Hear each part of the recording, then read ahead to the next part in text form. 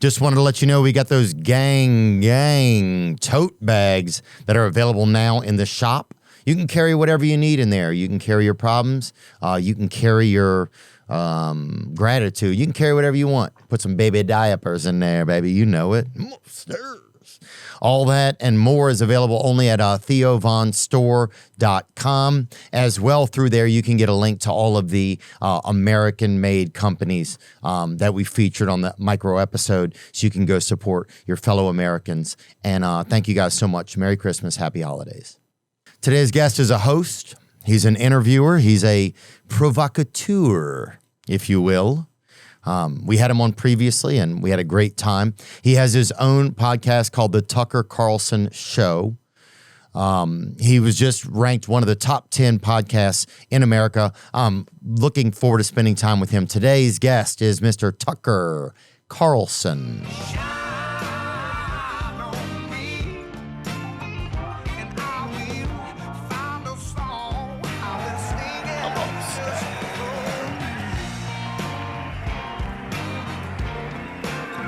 We want to support Alp too, so I'm excited about that. Well, that started on the show, which is kind of weird. That Alp started on the show? Oh, yeah, that's right. It was your show. You did it. It's when they threatened me. It's when PMI, Philip Morris, wrote me this letter. You were on a well-known comedian's podcast, and you said this about our product. I was like, fuck you, and started my own. And it's been really successful, so I'm grateful. So did they get upset about anything you said on the show? On your show? Yeah. Yeah, because I said it was like a boner cure. Or whatever. It's yeah. It's Viagra, which it totally is. You think nicotine helps your erection? Yeah. Oh, I don't think it helps mine. I don't think you're using enough. I mean, I've hit a vape like I'm just, like I'm keeping a train going, Mid-act? Like keeping like a Amtrak, like I'm leading an Amtrak. But it's hard to vape while you're actually engaged, right? But that's the beauty of a pouch. You can double up during. Oh, I like that. I mean, that's... Well, let's have like a battery just what pack. Doctors recommend. I'm not, obviously.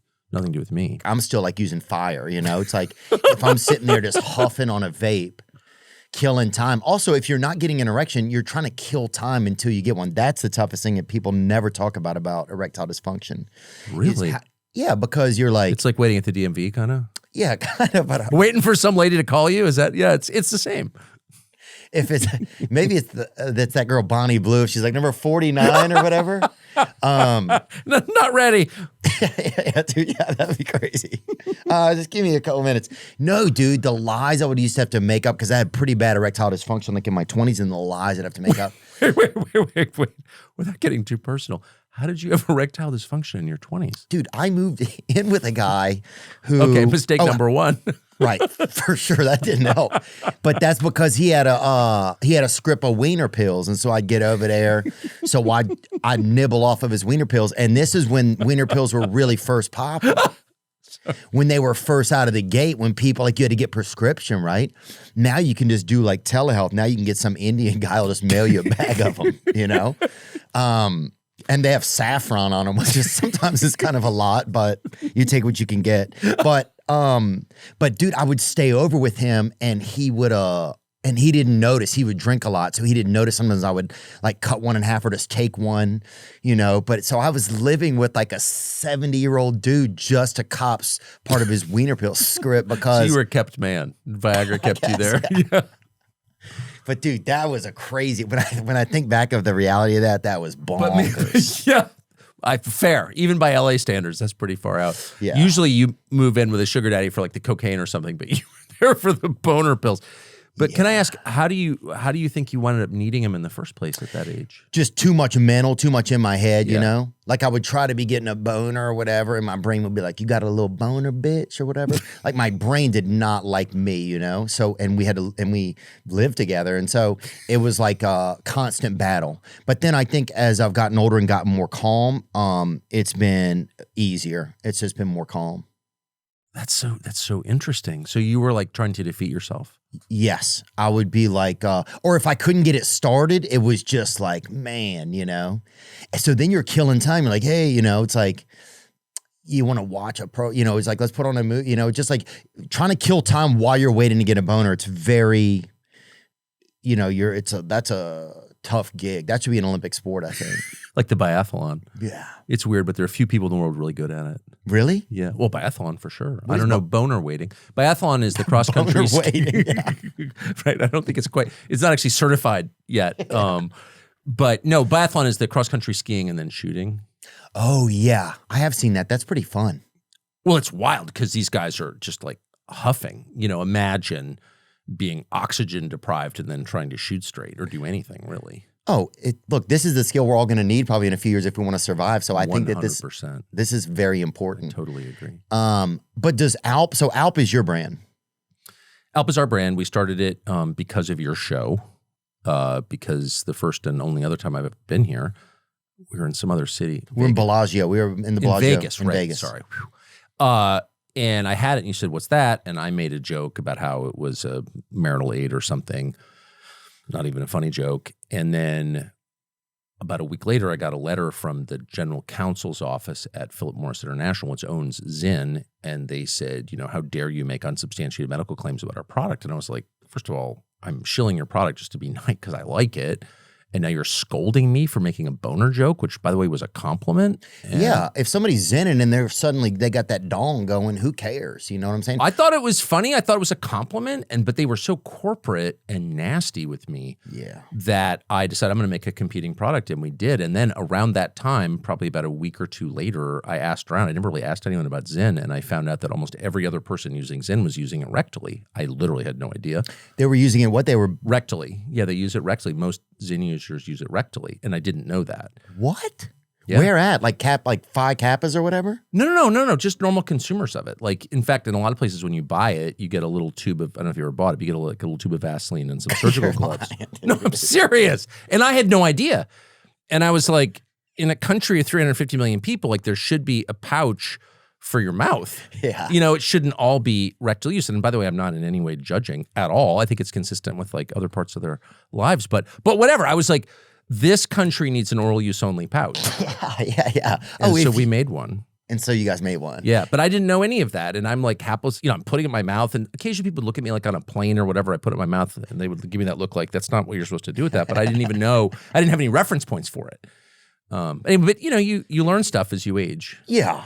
If you're using that third jaw, I think to catch a nicotine hit, that's pretty wild. Well, the problem is you can overdo it and you forget. It's hard to keep track of how many are there. You know what I mean? And you can a lot of things can happen. I've never done it, but I have talked to people who are into it. Oh, it'll build up like a beaver dam back there. I feel like, that's crazy. Tucker, good to see you, man. That's great.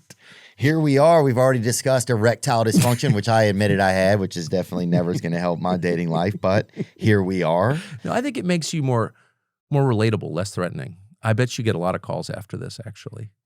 Well, I will say this, though. If you took an erection pill, say you went on a date or something that was going pretty well and you took part of it, or you nibbled off a little piece, because do not make the mistake of taking a whole one. What happens? Dude, I couldn't even hug somebody goodbye. I was just like... you're like in seventh grade again. Oh, dude, yeah. Cabs were stopping. It was like, what do you want? So that wasn't good, dude. Like that was, you take a whole one, dude. People will start hanging their coats on you and stuff. It's really, it can be a lot. But yeah, you would just nibble off enough. You started to gauge how much you needed. You'd nibble off. I feel like you could become dependent on it, though. Oh, you definitely did. But at a certain point, it like alleviated like the fear of it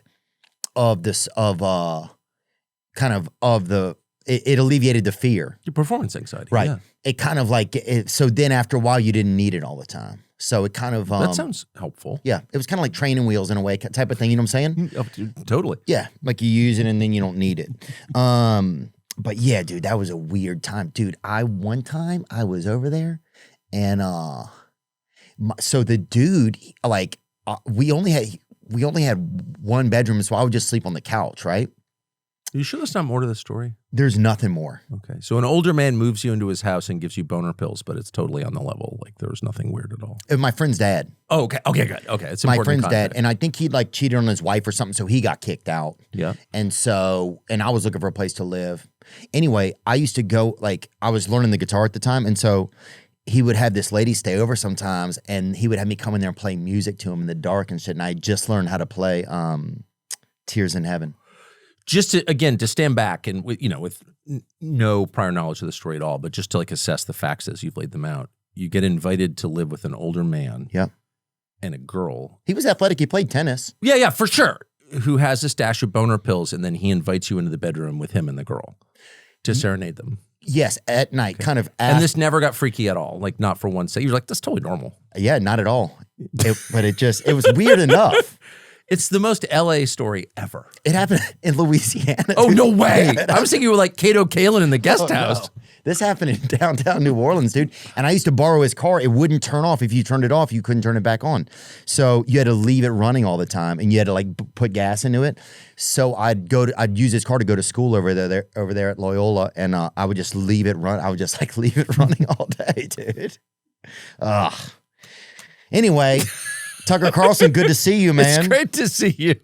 Great to see you. Congrats on Alp. Is it doing well? I remember I went to y'all's party last year, and there was a lot of neat people there. Yeah. Josh Smith was there, I remember. Lexi was there. Mel Gibson was there last year. Did he come? Yeah. That was really nice of him. He's a great guy. He's a great guy, and there are a lot of people. Yeah, no, it's actually done. Jimmy John was there. Love Jimmy John Leotote, one of my favorites. Vince Vaughn, all, good guys. People who like nicotine. Nicotine's super important. This country's gotten far sadder and less healthy since it was discouraged, and it's coming back. And I think it shows. Like, people are just happier. But no, the company's done. So I've never been in business. I've never sold anything. I've only talked for a living. I didn't grow up around business. I know nothing about it. I'm terrible at math. So yeah, it's done really well. So well that I feel a little bit embarrassed, but still, we have a big factory near here, 14 manufacturing lines, and it's cool. Wow. I like it. Yeah. It's actually been the single most amusing and purely fun thing I've ever done. Of course, I have no role in like the business. You would never allow me near a business ever, but I'm super enthusiastic. I help pick the name and the design and the flavors. Like, I know a lot about that because I'm a lifelong nicotine user, over 40 years. I know a lot about nicotine, but I know nothing about business. So I'm not involved in any of that. My college roommate runs it and is, my best friend. So but I hear about it. But basically, yeah, it's been wildly successful because I think people want a pouch that you can put in your mouth. You don't have to put it in your butt. And a lot of people felt like they did. There's just a lot of pressure to do that. And you feel it all around you. Like, oh no, it's totally cool. All the guys are doing it. And some people are like, I'm not going to do that. Yeah, and I don't want to have to go to like a Tiesto or a John Summit or a Levity concert, or have to go to like a Widespread Panic concert to get somebody to boof it into my butt 100%. through a straw or something. It's like, how do you even get help getting it in if you need help? Well, I think that's part of it. I think for a lot of people, Zen is a group activity. Like, it happens, with like friends. Yeah. And that's fine. Tears in heaven, like that type of thing. Totally. I can't believe that was the song I played, and that's what they made me play, dude. Would you know? Shut up. That's the only first. When you were serenading the boner pill guy and his girlfriend? Yeah, what do you think I would play? I only knew that and Every Rose Has Its Thorn. Come on. Those are like two of the beginner songs, man. Wow. I was pretty good. I would think it would be like Brown Eyed Girl or something, older guy. Oh, definitely. Well, Brown Eyed Girl, definitely if you're using one of those pouches you're talking about, dude. Yeah. Yeah, but that's like kind of a classic boomer kicked out of the house with his younger girlfriend. Play Brown Eyed Girl. It's kind of. Oh, yeah. I thought Brown Eyed Girl is something dealing with somebody's butt, Hey, where did we go? Ooh. Days when the rains came. When the rains came. Down in the hollow. Playing a new. So good. Playing a new game. You know what I'm saying? So, BLM, homie. Tucker Carlson's here, dude. Dude, I just saw you got top 10 podcast, one of the top 10 podcasts in America. Did you see that? Really? No, I didn't. Did you see that? Really? Yeah. I honestly didn't know that. No, we have a rule in our office, which we've stuck with for like over 30 years now. Wherever I've worked, like, no compliments. I don't believe in that. So you don't ever want to work with people who compliment you at all. And when it's hitting, and you can feel when you're doing what you're supposed to be doing, but having people around you are like, oh, we're kicking ass. You're so great. Yeah. Like, that's the fastest way to rot your soul and just become an asshole. And having spent my life around assholes, I'm like, oh, I don't want to be that. So no, there's never any talk about that ever. Well, but I'm glad to know that. It's better than being in I've certainly been in the bottom many times in my life. You Yeah. know what I mean? I had ratings that were so bad at one network I worked at that there was some question as to whether, given the margin of error, anyone was watching. Like anyone, any human being was actually watching. Yeah. Like Nielsen couldn't tell you really with precision. Right. So I've been there. Dang. Yeah, well, now you're not there anymore. I mean, it is fascinating, especially this year, how quickly people have gone away from cable. Yeah. Do you have cable? I don't even know if I have it. Right. I mean, mostly I watch sports and then I just work a lot. Totally. And there's just a lot of stuff. Like you could spend your life texting. How many people do you text with every day? Oh, right. It's too much. Yeah, exactly. But yeah, you were a top 10, man. So pretty cool. And you also got anti-Semite of the year. Or you got Did I win? No, I don't. You also got nominated for anti-Semite of the year. Bryce Mitchell is campaigning, it feels like. So he is I love Bryce. I know he was there. His son's named Tucker, by the way. I'm proud to say. His son is so cute too. He's unbelievable. Did I see his son at your party last year? Yes. Oh, and his wonderful wife. Yeah. The funny thing is, I'm not even an anti-Semite, and I'm that against feel? anti-Semitism. I agree. And How did I've that said even like every day for the last 10 years? I think it is immoral to judge people on qualities they can't control that they're born with. I don't think that people are guilty by virtue of their blood. That's why I disagree with the Netanyahu cabinet. They believe the Palestinians are subhuman because they're Palestinian. And that's a attitude that's anti-Christian. I totally reject it. I've criticized them for that specifically. And so I'm completely opposed to anti-Semitism. And I mean it too. And by the way, if I was an anti-Semite at this stage, I'd be like, yeah, I'm an anti-Semite. I love Hitler. I would just say it. Like, why not? I probably have the #1 podcast if I said that. But I'm being totally sincere. I'm opposed to it. So why do they keep calling you that? Me that? And I know one of these guys very well in here. I said I know Bryce, but I know another person on the bottom. I know two of them. I know Anna too. They not only are not anti-Semites, they think anti-Semitism is immoral. So why do they call you something that you're not and that they know you're not? They do it to make you into what they call you. They are trying to make you a hater. And that is like the key insight I've had over the last year. It's like I used to think, like people would always call me racist.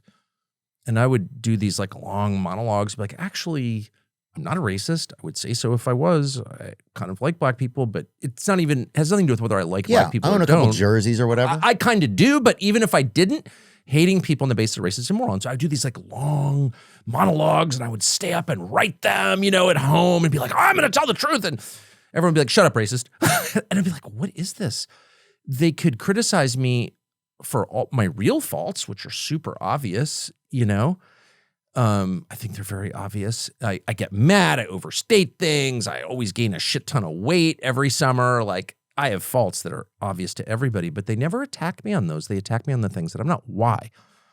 And this year I finally figured it out. It's like they want to make you into a hater. Why? 2 reasons. 1, to control you. This is like a form of control. Why? Because then they can label you? Sure. Then you're a Nazi. It's like you don't need to, first of all, you can kill Nazis, right? So it's obviously to get you killed is part of it. But part of it is much deeper and it's spiritual, and that is that evil feeds on hate. They want more hate. So, and what's evil? How do we know if something's evil? Well, by its fruits. Is this someone who's lying, angry, promoting violence, chaos, division? That's evil. I mean, that's literally the definition of evil, and good is its opposite. It's unity, peace, happiness, love, order, cleanliness, or whatever. It's the virtues are really obvious, the sins are really obvious. And so evil feeds on hate. They want more hate. So I look at someone like Mark Levin, who was a guy I used to know. I've never had strong feelings about the guy one way or the other. He's all into Israel. Whatever. I don't care. Be all into Israel. I was never against Israel. I'm still not really that against Israel, but whatever. I watch Mark Levin like go down this path where he's like crazed. He's crazed. It's almost like he's being attacked by bees or something. Like there's no peace in that man at all. And I can't imagine I'm not being mean. I'm being sincere. That guy works tirelessly to make people hate him. Same with Rabbi Buttplug. Same with a bunch of these people you see on the internet where it's like, what is this guy trying to win people over? Just the opposite. He's trying to alienate them. He's trying to make people hate him. Why? Because that's the nature of evil. It feeds on hate. And goodness feeds on love. And if you're around a decent, honest person, you just feel this like warmth and attraction and calm, right? You feel this around? Yeah, for sure. And I think you have to trust your own guiding light at a certain point. 100 at every point. Of at what is every point. good and what is not. But you know it.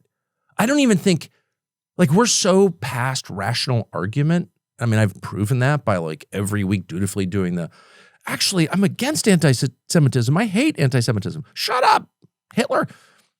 Obviously, we're not at a point, sadly, in our history where rational debate makes any difference at all. They don't care. Yeah. Charlie Kirk dedicated his life to it. They just shot him in the neck. Like they're not interested. They're not winnable. We're at a stage where the only thing you can trust is God, the love of other people, and your own God-given instincts. Like that is it. That's the guide, period. Yeah, I mean, your pilot light of what you have to really lock into what your pilot light of what do you feel like is right and wrong. Exactly. Don't you think you know it too? I think at this point you have to trust that more than ever. You have to trust it. Right. Exactly. But the knowledge is pre-existent. Like it's already in you. You know, you're like your dog doesn't need to be told who hates him. The dog's like, he barks at the people who hate him. He knows, and he doesn't lie to himself. Yeah. And do you feel that? Oh, I think we've been lying to ourselves, or we've been passive about evil showing up in our world, I think. Yes. I definitely believe that. And some of those things I want to talk about for sure. I mean, I saw this list and I'm like, well, first of all, Miss Rachel's on it. That's when they lost me. I was like, what are you guys doing? If Miss Rachel has to come out because she was obviously anti the war in Gaza, anti the genocide, and we've spoken up about it. I mean, there's no doubt in my heart and mind that it's a genocide. People can have other thoughts that they want, and that's fine. If you have your thoughts, that's great. I'm glad that you do. It just seems like that is a wrong thing. There was not a lot of question about it for me. Like I learned about the history of the land, and then I was like, this is just wrong. There's no reason that these children have to be getting killed, that they're experimenting with different weapons and different tactics on this kind of like basically this imprisoned group over there. And then when I saw this in Miss Rachel, I was like, what are we doing? Like, what do you need Bert and Ernie to come out and say that it's a genocide? Like, at what point do people not trust what they're seeing anymore? Exactly. I think I'm kind of amazed that's the part that's made me think sometimes like I'm in this weird blender or aquarium. It's like, it's like, should more people speak up? Have not it almost like, why do you feel crazy for speaking up? Like it just should feel like there's more. But then it's not my place to think that somebody else should feel the same way or should feel okay about sharing stuff. And it gets kind of scary, you know, it definitely gets super scary, you know? Why? I think because, you know, I think you don't really know what's going on. I think that's what it is. And if they would just say, hey, America is a country that's owned by Israel, or that it's always been just this outpost, or it's this LLC of Israel, or it's this, or maybe not even of Israel. It could just be of corporate entities. I'm not really sure exactly. But if they would just tell us, then you can operate from a place of knowing what's going on. But for some reason, there's this weird secretiveness about stuff. And when things are secret, it feels evil because it feels like it's in the dark, right? And then when you see, like, we're watching people dying and kids dying, and it's supposed to feel like it's just in with the next reel and the next trend dance or whatever. It's just, it all becomes confusing. And so those are moments where you do have to lock in, you know, just prayer, asking God, what am I supposed to do? Just trusting like the part inside of yourself that you feel like you've developed over time that's honest, I guess, or just trying to trust your heart, you know? I don't know. Does that make any sense even? Not only does it make sense, it's so beautifully expressed. Yes, it makes perfect sense. And I think a lot of people watch, I'll speak for myself. I've been brooding on this because my whole job is to try and find out what's happening and then explain it. And it's just an endless series of frustrating cul-de-sacs where you're like, why can't we know this, that, the other thing? I mean, whatever the story is. And in the last 2 weeks, I feel like I've gotten closer to understanding what's actually going on. And of course, I could be completely wrong, but I'm not. And it's made me so much happier because the conclusion, I've sort of let go of a lot of my frustration and fear because I've realized that we already know exactly what this is. No, don't know a lot of the details, could be wrong about this or that, but big picture, we know exactly what's going on. And I think at this point that if all the information on all these different threads, whatever it is, especially the murders, not just the recent murders, or attempted murders, but the more historical ones, if all the relevant information came out tomorrow, would we be surprised? No, we wouldn't. We know what's up, actually. And there's enough evidence, but also our instincts tell us just by watching, like, what is this? And I agree with you completely. It's not just about Israel, this country. It's about whether or not self-government actually exists. Like, do any of these countries have a system where the people decide who their leaders are and what the country should do collectively? Not really. Or it's more complex than that. Yes, I think elections are to some extent real and all that, but in the end, the big decisions are made not by nations or kings or presidents or whatever we imagine. They're made by, the world's richest people. And I don't think that's an ethnic group. It's not code language for the Jews. It's what it seems to be. It's the people with the biggest stake in this, who have the most to gain and the most to lose, are never going to leave the big decisions to like 3 zip codes in Pennsylvania. Like, come on now. Yeah. Come on, son. Like, that's true. And I'm not saying, by the way, I'm not claiming, all elections are totally rigged or whatever. The source code belongs to Maduro. I'm not making any specific claims like that because I don't know if they're true or not. But I know the big picture. If we know that Kennedy was pushing up against some forbidden things, and that's why he was killed. And who killed him?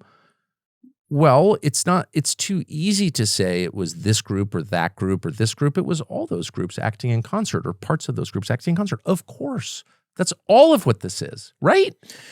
Do you feel that? I like what you said about if all the pieces came out, would you be that surprised? Like if they laid the cards completely out. Epstein, for example, the one that everyone's right. I feel like that whole thing is some sort of I think there's definitely stuff there, but then also it's been such a kickball and a ruse for so long. Yeah. It's like both political parties had a chance to put it out or to get. None of these people are operating on our behalf. That's what it feels like. Well, that's kind of the truth that I'm talking about. That's what we would learn. That's what's scary. If it all feels of this like came out. It feels like, well, so many of us believe and have believed and have forefathers that have spilt their blood and risked their lives, and have friends who are enlisted now to protect this thing that I feel like this idea of America. Yes. And then that idea has gotten super blurry in the past few years. It has. And especially at a time when I think a lot of people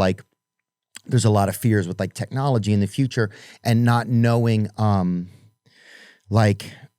we're going to find our sense of purpose, right? That's a big thing that we talk about on this show a lot of our time is where do you find your sense of purpose? And people find it a lot of times in their job, through their family, in their country, through their religion, through their faith. So some of those start to go away, and some of those even look blurrier for the future, almost like it's like Marty McFly when he looks at that picture and it looks like he doesn't even exist. Yes. And so it starts to make you think if more of our purpose disappears and our traditions are challenged by media over the years that they're wrong or they're racist or they're this or they're that, then you kind of end up with just, I don't know, it makes you feel like, well, what even is the value of me at a certain point? I have the answer.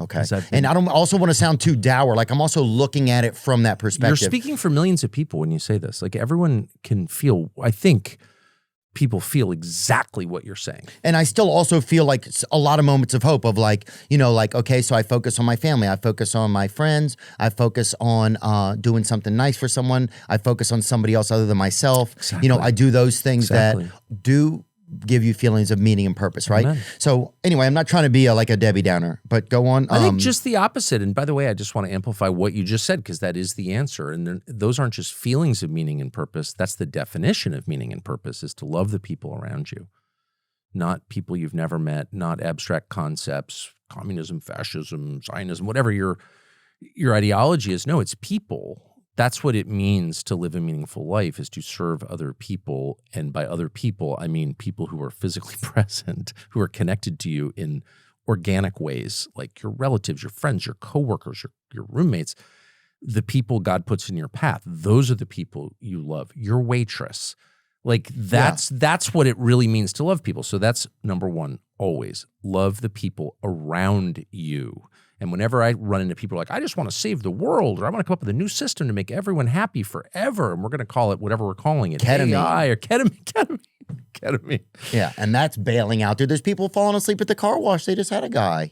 He fell asleep in there. Yeah, well, those of us who've already been down the drug path are a little skeptical of being saved by drugs. Oh, for sure. Yeah. But it's also dangerous. Some of those brushes are sharp in there. Like I fucking fell asleep in that car wash. He was in for 2 cycles. Yeah, they had a sedan that went through, and finally someone in the back seat saw him on the side. That dude was in there getting polished up. You know? And he was a ketamine casualty. Yeah, and he was ketamined up. He was all K'd out. He was in a K-hole or something.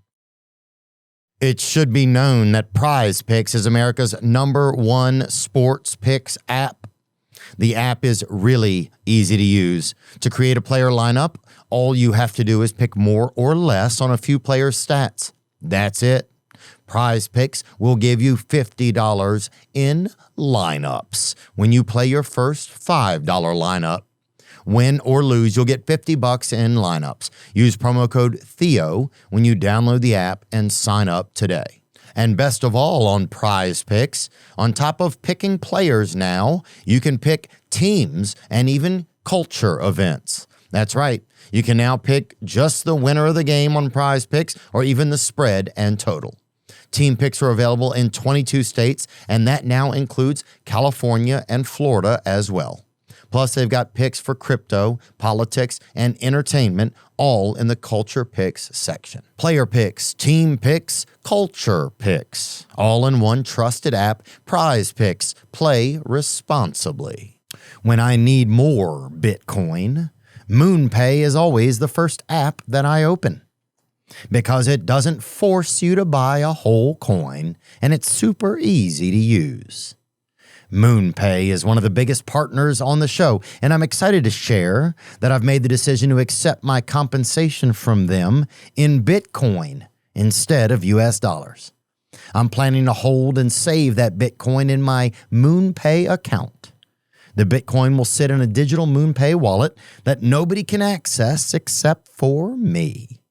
The US dollars continue to fluctuate in value, so by making this decision, I'm diversifying my portfolio and hopefully earning more from our partnership than I would have otherwise. Remember, while MoonPay makes buying crypto straightforward, it's essential to do your own research and understand the risks involved. Crypto trading can be volatile, and you could lose your investment. MoonPay is a tool to facilitate your transactions, not a source of financial advice. Trade responsibly. I want to tell you about my favorite sweatshirt. It's a hoodie, actually. This is it. It's from this company called American Giant. You've probably heard me talk about them over the years. Yep, this is my favorite hoodie, and it's built to last. You can feel it. You could start a family in this thing. It's made from American-grown cotton. So you got that natural fiber goodness. You could probably roll this thing up and smoke it. I bet if you wanted to, I wouldn't recommend it. American Giant makes their products right here with American hands, American workers, American materials. So get someone you love the absolute best sweatshirt they've ever worn. I wear an XL. This is a little big on me. That's how I like it. I like room in case I want to invite somebody in here with me. That's how I like to do it. But American Giant has the perfect Christmas gift for the guy or girl in your life. And you can get 20% off your first order right now with code Theo when you go to American-Giant.com. American-Giant.com, code Theo. Yep, so just grateful to turn you on to a company that I really enjoy and a company that is distinctively American. Man, I've never done ketamine, but I do think, okay, so the first purpose is to love the people around you in your immediate orbit. And the second purpose is to tell the truth. So the one sentence description of the whole thing that you just laid out, the way you're feeling, is that we are discovering that we actually don't have control over anything big happening. We have no control. Right. And all this shit, all these systems that we've created and cherished and believed in and died for, as you said, were all, in some sense, illusory. They were fake because they gave us the false impression that we have control, whether it's over our government or the future or whatever. We don't have any control. We are on a commercial airliner in a thunderstorm. Okay, that's just what it is. And if you're in 17B, you have no control over whether the plane lands safely or crashes. You just don't. You have no control. We have to metabolize that, like accept that. And once you do, there's total freedom in that. I actually can't protect myself really. As we say in my family, our family motto is, there is no safety, there's only destiny. There is no safety, there's only destiny. And that's like the deepest truth of life. Like, we're not the authors of our lives. We can't really control that much about them except a couple of things. Do we love the people around us, and do we tell the truth? And if you want to prepare yourself for the turmoil that's only going to accelerate, this is all obvious, all of us can feel. The reason we're all so freaking anxious is we can feel that this is the prelude to real turbulence. Like, every person, dogs can feel a thunderstorm coming 3 hours out. We can feel that. Oh, yeah. You'll see your neighbor just doing circles in the yard. 100%, dude. Yeah. And that's exactly, we are the German Shepherds starting to freak out in the backyard because the weather's coming and we can't see it, but they can feel it. And we can all feel that. So how do you protect yourself? Obviously, buy gold, stash ammo. I believe in all that. But really what you need to do is make yourself strong inside by collecting your people close to you, staying in close touch with them, and telling the truth, because telling the truth gives you spiritual power. The more you tell the truth, the more you are filled with supernatural power. You become invulnerable to the extent a human being can be. I'm telling the truth, and I don't care if you kill me. I really don't care, because what I'm saying is real, and it will outlive me. If you get into that habit, the exercise of just being honest as much as you can be, of course, you're a human being, so you'll lie all the fucking time because you can't help it. But if you keep doing that, you'll be filled with a spiritual power that is stronger than any other power. Do you believe that our country is compromised? Do I believe it's compromised? Yeah. Yeah, I do. Do you believe that it's reversible? You know, I believe so. I mean, again, I'm so old. I'm 56. So I just grew up believing in everything, you know? You're younger than Leanne Morgan.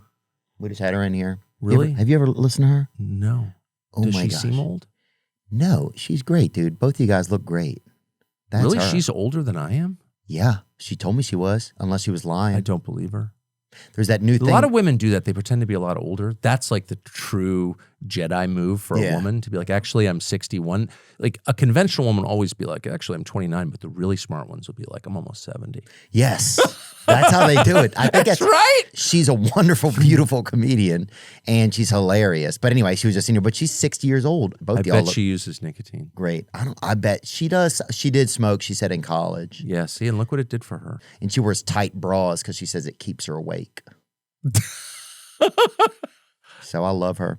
But yeah, do you think it's and I guess that's a big question. And also going back to what you said a little bit ago, like you said, but then I look at the history of time and it's like people have always been under the thumb of some type of rule, haven't they? Of course. And so for us to be like, I mean, it's weird. It's like part of you, it's like you're supposed to, don't be a baby about it, you know? Like you're just being like there's some sort of oppression. And even as people that can feed themselves, we're not as oppressed as so many other people, or people that if they turn on the light, they're afraid it's going to activate a bomb in the corner of their room. I had dinner with a guy who works for us last night, literally last night. And I said, where were you born? He goes, I was born in Eritrea, but I grew up in a Sudanese refugee camp. I came to the United States. He's an amazing guy and a wonderful, wonderful guy. But I was like, gosh, you know, I'm from La Jolla. Right. It's like, stop whining. Dude. This is my internal dialogue. Stop whining. Stop whining. I had to fly Southwest yesterday. Oh, no one suffered more than me. Yeah, La Jolla. But La Jolla is for sure the lap of luxury of America. Oh, yeah. And almost every single childhood friend of mine was totally destroyed. Actually. Really? Not all, but most. Oh, for sure. Just by the Drugs. Wow. Drugs. And, Good drugs too. Oh, the best. They did not put baby laxative in our cocaine growing up. Oh. No. That was a ghetto thing. Yeah. No. It was almost blue. We had to wear diapers. It had so much baby laxative, it came with diapers. It came with fucking Huggies, bro. That shit. We had some stuff we bought off some no. I pikes. grew up in a. But anyway, the point is, Right. The point is though that there's always been some sort of like, there's always been a rule. There's always been something like that. I think that, but the older you are, the sadder it is to see your illusion shattered, and the harder it is to pivot. So if you talk to people who are like 23 and you're like, I think the moon landing's fake, they're like, yeah, Gramps, it was always fake. Like, what are you talking about? right. Who the fuck thought that was real? Look at the video one time. Exactly. So that's that is kind of crazy. A friend of mine who's unfortunately gone insane, but was a genius, called James Carville, once said to me, he goes, James Carville from the Democratic Party from Louisiana. Oh, he lives in New Orleans. Oh, yeah. No, I know him well. And he's gone crazy and whatever, but he really was in his prime like a genius and someone I listened to very carefully. And he once said to me, I'll never forget, we're in a restaurant in some foreign country, and he goes, people misunderstand the theory of evolution. And I was like, I can't even do his accent, but he'd be like, survival of the fittest, that's bullshit. That's not what he was saying. And I said, well, what was he saying? He goes, it's survival of the most flexible. It's adaptability. And he had this whole incredible rap about strength is not actually the quality that helps you persevere in the face of change. It's flexibility, the ability to pivot with changes that you can't control. It's not the mass, it's the sail. Exactly. And in fact, strength can be a feature of, or rigidity can be a feature of strength. Like your window pane is strong as hell. It'll last 200 years, but if you tap it, it'll just shatter. No, you need to be able to move with the moment that you live in. And so I feel like young people are in a pretty good spot. But yes, for older people, it's very upsetting. I'm sure you feel it. You're much younger than I, but you still feel it like, oh my gosh, I thought this was real and it's not. And it's like heartbreaking. It's crushing. I see it a lot in like just my probably my mother and things like that, see their disappointment kind of, or just uncertainty about what's going on. And they love the country so much. Yeah. It's real. It's sincere love too. That's the thing. I mean, it's like, it's something that's beautiful that you felt like was a certain way. And now maybe some ethnicities and cultures didn't feel like it was that way. And so sometimes I can understand that there's different points of view there, but I still believe that the idea of America and what it's been, and that its goals, and that the humans that want it to be that it's altruistic, 100%. But that you start to realize, that these powers above us, they have something different going on, and that you would think that they would. I guess they just won't tell us, And so I think that's where some of my fear is. It's just like, well, evil thrives in darkness. So there's no doubt about that. Yeah, it's like, what does it mean to be part of something moving forward? What does that thing even look like? Like if I'm a citizen here now, in 5 years, what am I a citizen of? Am I a citizen of a country that does genocides? Am I a citizen, who am I? Like I think I was watching some of the Gaza stuff and I kept thinking like, well, surely America will come in at some point and help. And stop this. Right. That was like my thought. Especially since when you say genocide, you're not guessing. It's not like some propaganda term. It's the definition. And we know that not just from the video of its victims, but from the testimony of the people perpetrating it. Members of the current government, hot cabinet secretaries in the current Israeli government are on tape, including this week, saying, we kill them because of how they were born. Is that true? Oh my, yeah. Like what's an example of that? Smotrich, Ben-Gvir. Look, we need to get them out. Let me see. These are people who were born there. I just want to see if that's... it's insane. It is? Because look, people, you often hear apologists for what's happening there, for the atrocities, say, well, look, it's war, people die. Okay. One of the reasons I'm not that enthusiastic about war, because innocents die. We always have to oppose the murder of innocents, or else we're not civilized. What is civilization? We're on the good side. We're civilized. They're savages. There are a lot of savages in this world. I know some. And what separates the savage from the civilized person is the civilized person will never accept the murder of innocents. You didn't do anything wrong. We can't kill you. It's that simple. Well, I don't like it if it's unfair. But that's the definition of unfair. You didn't do anything. A child didn't do anything. Yeah. Or an unarmed woman did not deserve to be murdered. And who is this? So that's Smotrich. That's the finance minister of Israel. במסגרת המלחמה צה"ל מניע אוכלוסייה מאזורי הלחימה ולא משאיר אבן על אבן. אני אומר לכם, פשוט תסתכלו על הסרטונים. The truth is, until the last hostage returns, we shouldn't even give water to the Gaza Strip. For a year and a half, we've been beating the hell out of Hamas. We're breaking Gaza apart. leaving it as a pile of rubble, with total unprecedented destruction in the world, and the world still hasn't stopped us. The aim is to achieve the one and only required outcome, the conquest of Gaza, the annihilation of Hamas, and the return of all the hostages. In one word, victory. So that's their view on it right there, you know? He's saying we're killing people and leveling the country in order to move the population out. So how is that different from saying there's certain people in my capital city I don't want here, I'm going to put them on trains and move them east? There's no difference. People are being killed and expelled from the place where they were born because of their bloodline. Yeah. That, in the world that I grew up in, which is the United States of America, the main lesson, the lesson of World War II, the reason we fought against fascism was we reject that. Yeah, that's the We thing. do not kill people or expel them or put them on trains or put them in internment camps or move them to, quote, third countries, as Smotrich just said, because of how they were born. Yeah. Exactly, because of their bloodline. Because we don't accept that because we're Christians. We think that every person was created as an individual and judged as an individual, period. And this to me We don't believe in this shit. That's the enemy of civilization right there. The Israelis, to be clear, are not the only people who think this way. Plenty of people think this way. But we are better than all of them because we don't think this way. And all of a sudden, you've got people in the United States, current United States government, you've got people in our media class, they're all defending this because they agree with it. And then you see people jumping up and being like, Muslims shouldn't have jobs in the United States. And it's like, or in the US government. It's like, how is that better than saying Jews shouldn't have jobs or Christians or Buddhists? It's all the same. That kind of thinking is genocidal. It leads to the genocide we're watching right now in Gaza and to many other genocides. For the fifth time, it's not just Israel. It does this, okay? But this is what we're fighting against. This is why we're better. Why are we better? Because we have more and better shopping?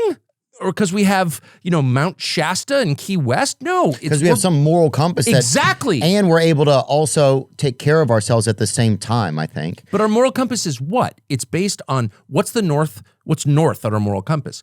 We don't kill innocents. And yes, we have, and we regret it, and we grieve over it because it's wrong. That's our moral compass right there. If you didn't do anything wrong, we don't get to kill you or expel you from your home because you're innocent, because we believe in justice, also called fairness. That's the whole fucking point of this country. And so when I see people arguing against that or calling me a Nazi when they're literally wholesale adopting the Nazi mindset, but then I think, you know what? I'm not mad. This is the state of play in life. It's always been this way. And my job is what? To love the people around me and to tell the truth no matter what. And I think that's freeing. Yeah.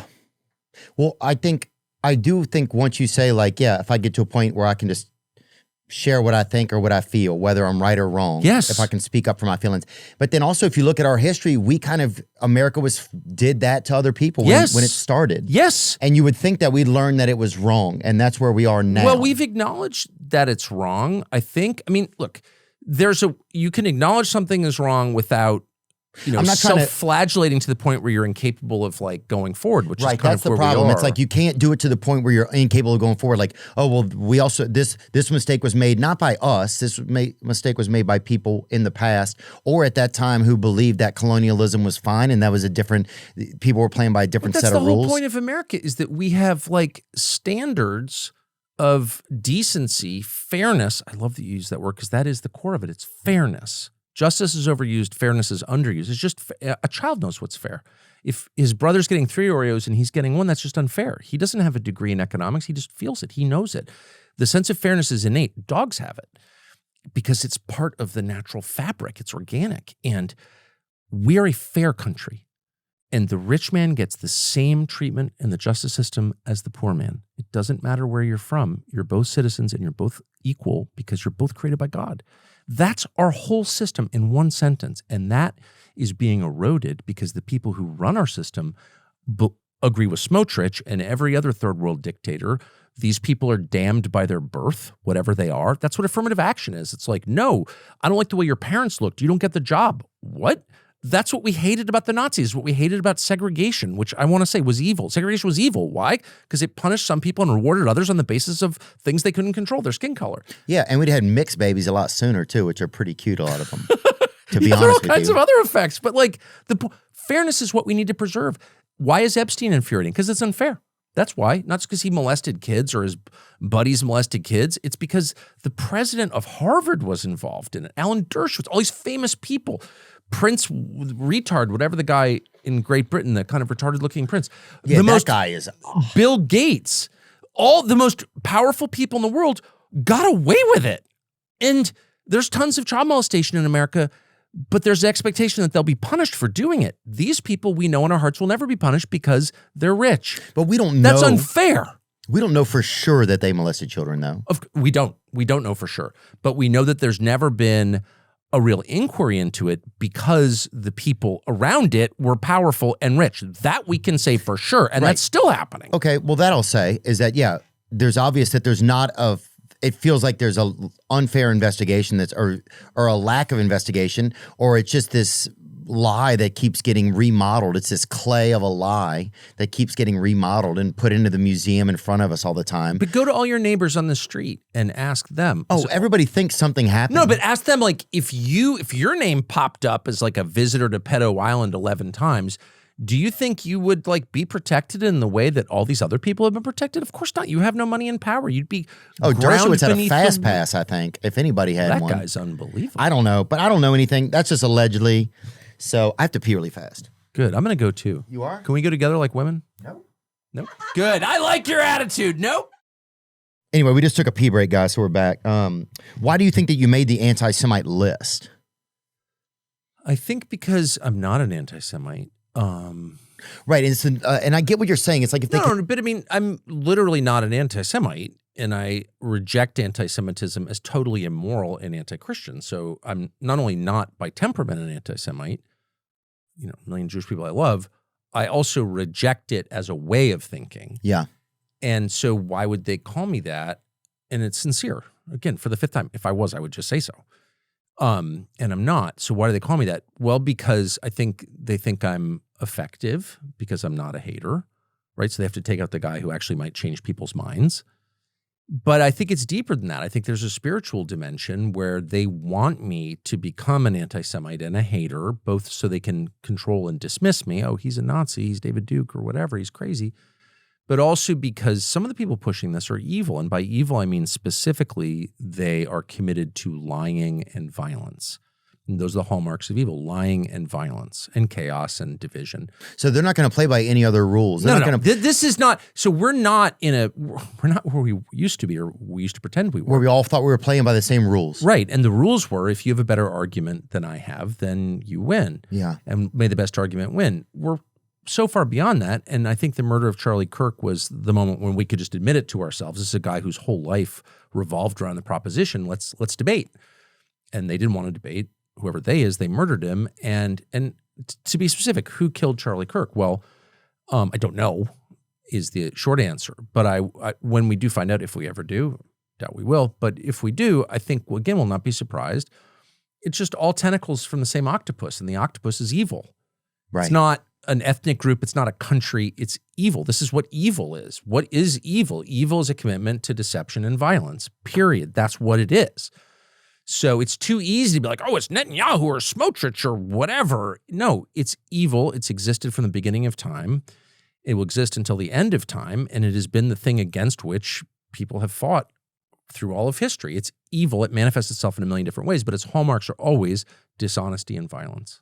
Yeah, it feels like we've been a bit afraid to stand up against evil. Does that make sense to you? Of course it does. Like John Rich was just talking about it on your podcast the other day, and I thought that was a really neat episode. Wonderful, and man. I learned a lot about John Rich, and just like his clarity of thought, I thought was really neat. We were on a hunting trip, and pheasant hunting trip 2 weeks ago. When we did that, he can shoot too, which is nice. Can he? He can. He was bringing them down. We had a lot of hits, I know. But that guy, but we shouldn't be afraid of it, and we shouldn't be. So my struggle is against being shocked. Like every time I learn something, I'm like, holy shit, I can't believe I can't believe it. Like this or that institution's corrupt, or this or that person is lying. And it's like, I'm acting like a child. Why would I be shocked? That's what this is. What did you think it was, dude? We live in a fallen world filled with dishonesty and violence. My job all of our jobs are to fight against those things. Yeah, people always want to be in a war. People always like, man, I wish I had something that was like a challenge in the world. It's like we are in a fight of good and evil. We are. And it's not to say that any of us are perfect or that we don't all have mistakes or things that we wish we had done or not done. But overall, it does feel like this is like a video game of good versus evil. And you have to start to see that like you're a player in it. One thing this is why you're so effective. This is why, at some point people may try to make you be quiet, is because you approach all of this with humility, which is one of the hallmarks of good, in my opinion. Like almost every sentence you begin on this topic begins with, I'm no one to judge and I'm not, that is the posture. Humility is the posture. And one thing you notice about evil is its certainty, is its judgmental, condemnatory quality. Mark Levin, you're evil, you're fascist, anti-Semite, Nazi, Islamist, whatever. Its mirror image is what you just showed, which is, we're all kind of screwed up, but we're trying to get to the truth. Like that's the approach. That's the posture. That's the way to tell the truth. Well, I think that's what most people are doing. That's what most people are trying. I feel like that's truly honest. Like, I've been wrong about so much. Am I really going to stand up and be like, I am positive this is like, no, I'm doing the best I can. That's the only honest way to approach it. When, especially like as a country, when you're paying into taxes and you're showing up to vote and you're trying to help your neighbor and you're trying to follow the rules and do the best that you can, you at a certain point, that's like you're giving into something as a group, that you're like giving into something like, this is how we believe that we should behave and that it best suits us moving forward. And then when it's really started to just feel, and I think it's kind of obvious at this point, that the higher ups are not working for us anymore. They're not working with us. And that's what I think has become the most evident in the past year, especially, is that people are like, no matter who we elect, on which side, whatever it is, it's all this sort of shell game. And we're finally starting to see some of it. And I thought it was interesting that well, not working for us is the kind of the most benign description. Like, not working for you, that's just indifference. That's abandonment. That's when your parents like go on vacation and don't come home.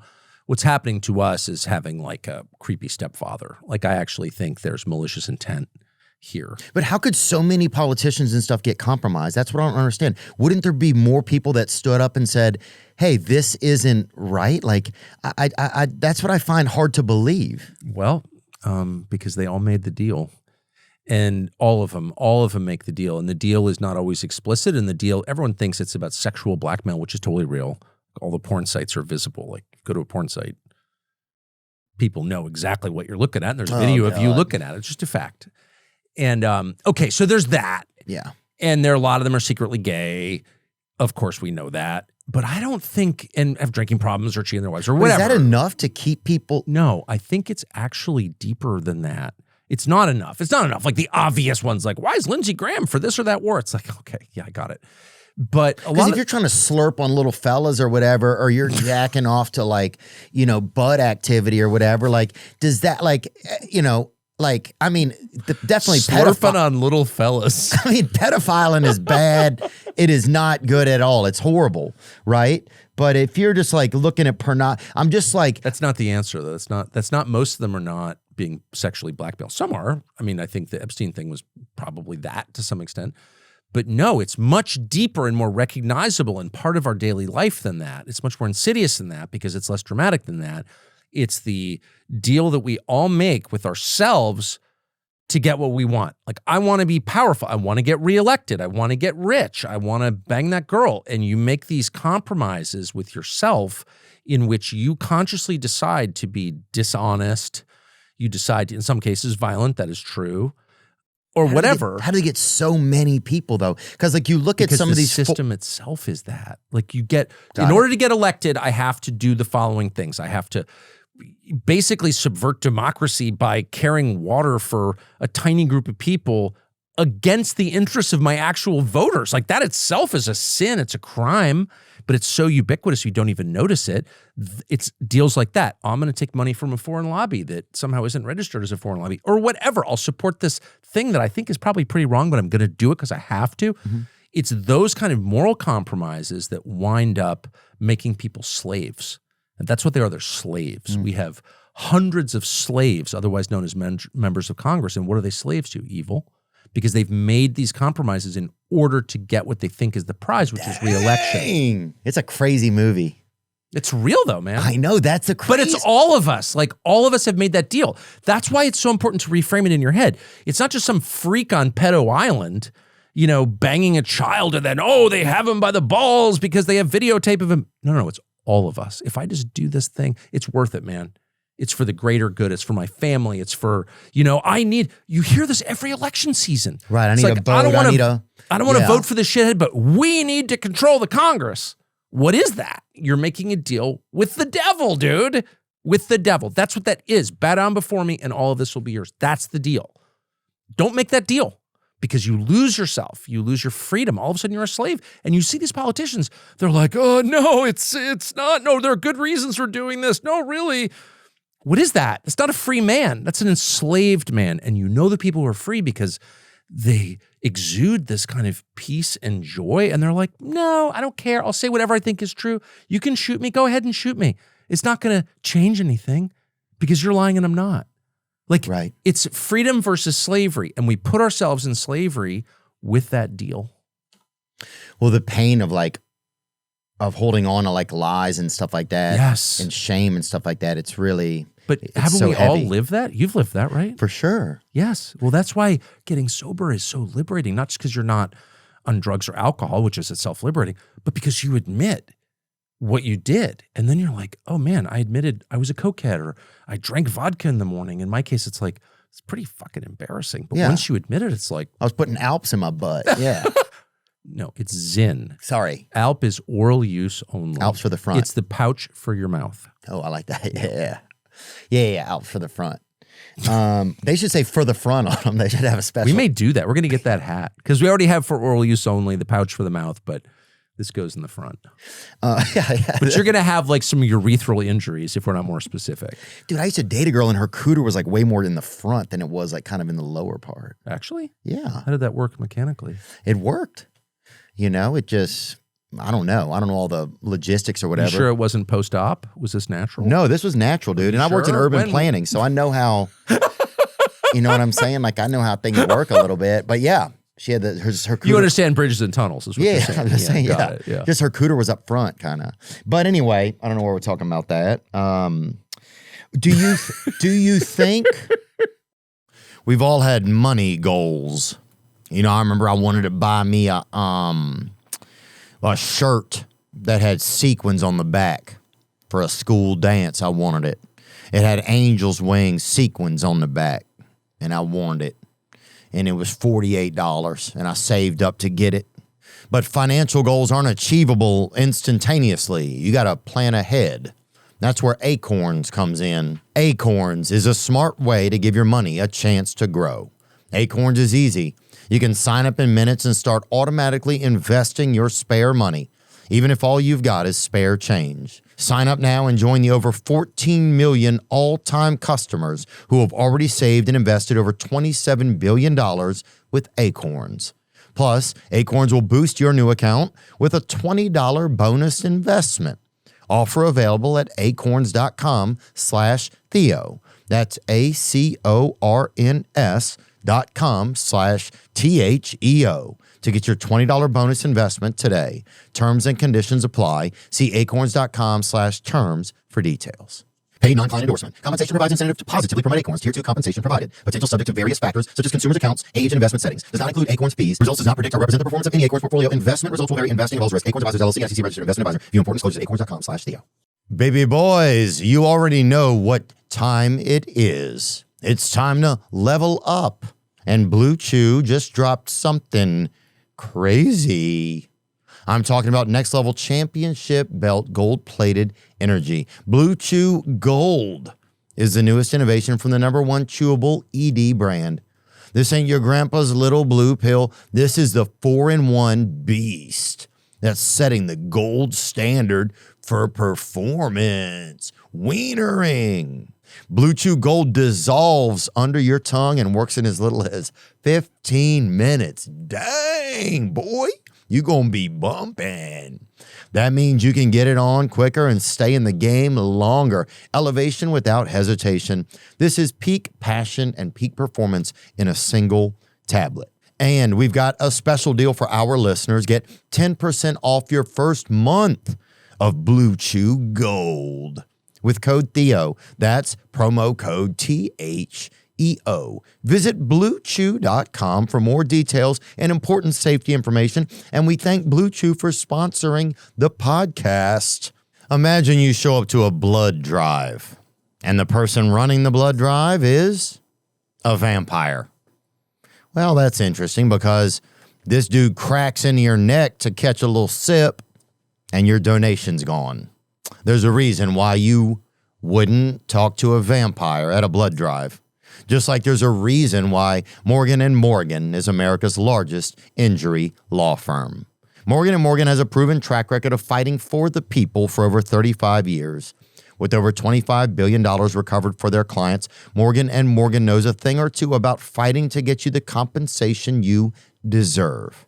Not all law firms are the same. Hire the wrong one and you may be beat before you even start. If you're ever injured, you can check out Morgan & Morgan. And their fee is free unless they win. For more information, go to forthepeople.com/Theo. That's FOR, thepeople.com/THEO. This is a paid advertisement. Like, do you think that if we elected different officials, that things would be different? Or do you think that no matter who gets in there, that the compromising happens these days? No, I think leadership is the most important thing. Why doesn't somebody come up with an app then that tells us like who, like what elected, like who's running, right? Because a lot of people don't have time to focus on exactly who's running, right? They don't have as much time. They're busy. Both parents are working. People are running around. They're picking their kids up. They got to get their kid to T-ball. They've got to make sure their kids get fed. Totally. And they have to make sure that one of the parents is there to read them a bedtime story before the other parent goes and works all night as a security guard somewhere just to make ends meet, right? So why don't they have like an app that says, okay, these are the candidates. This one doesn't accept any money from any of these places. Yes. It feels like it would be very easy and obvious to create an app like that that would tell you exactly who to vote for. I think that's right.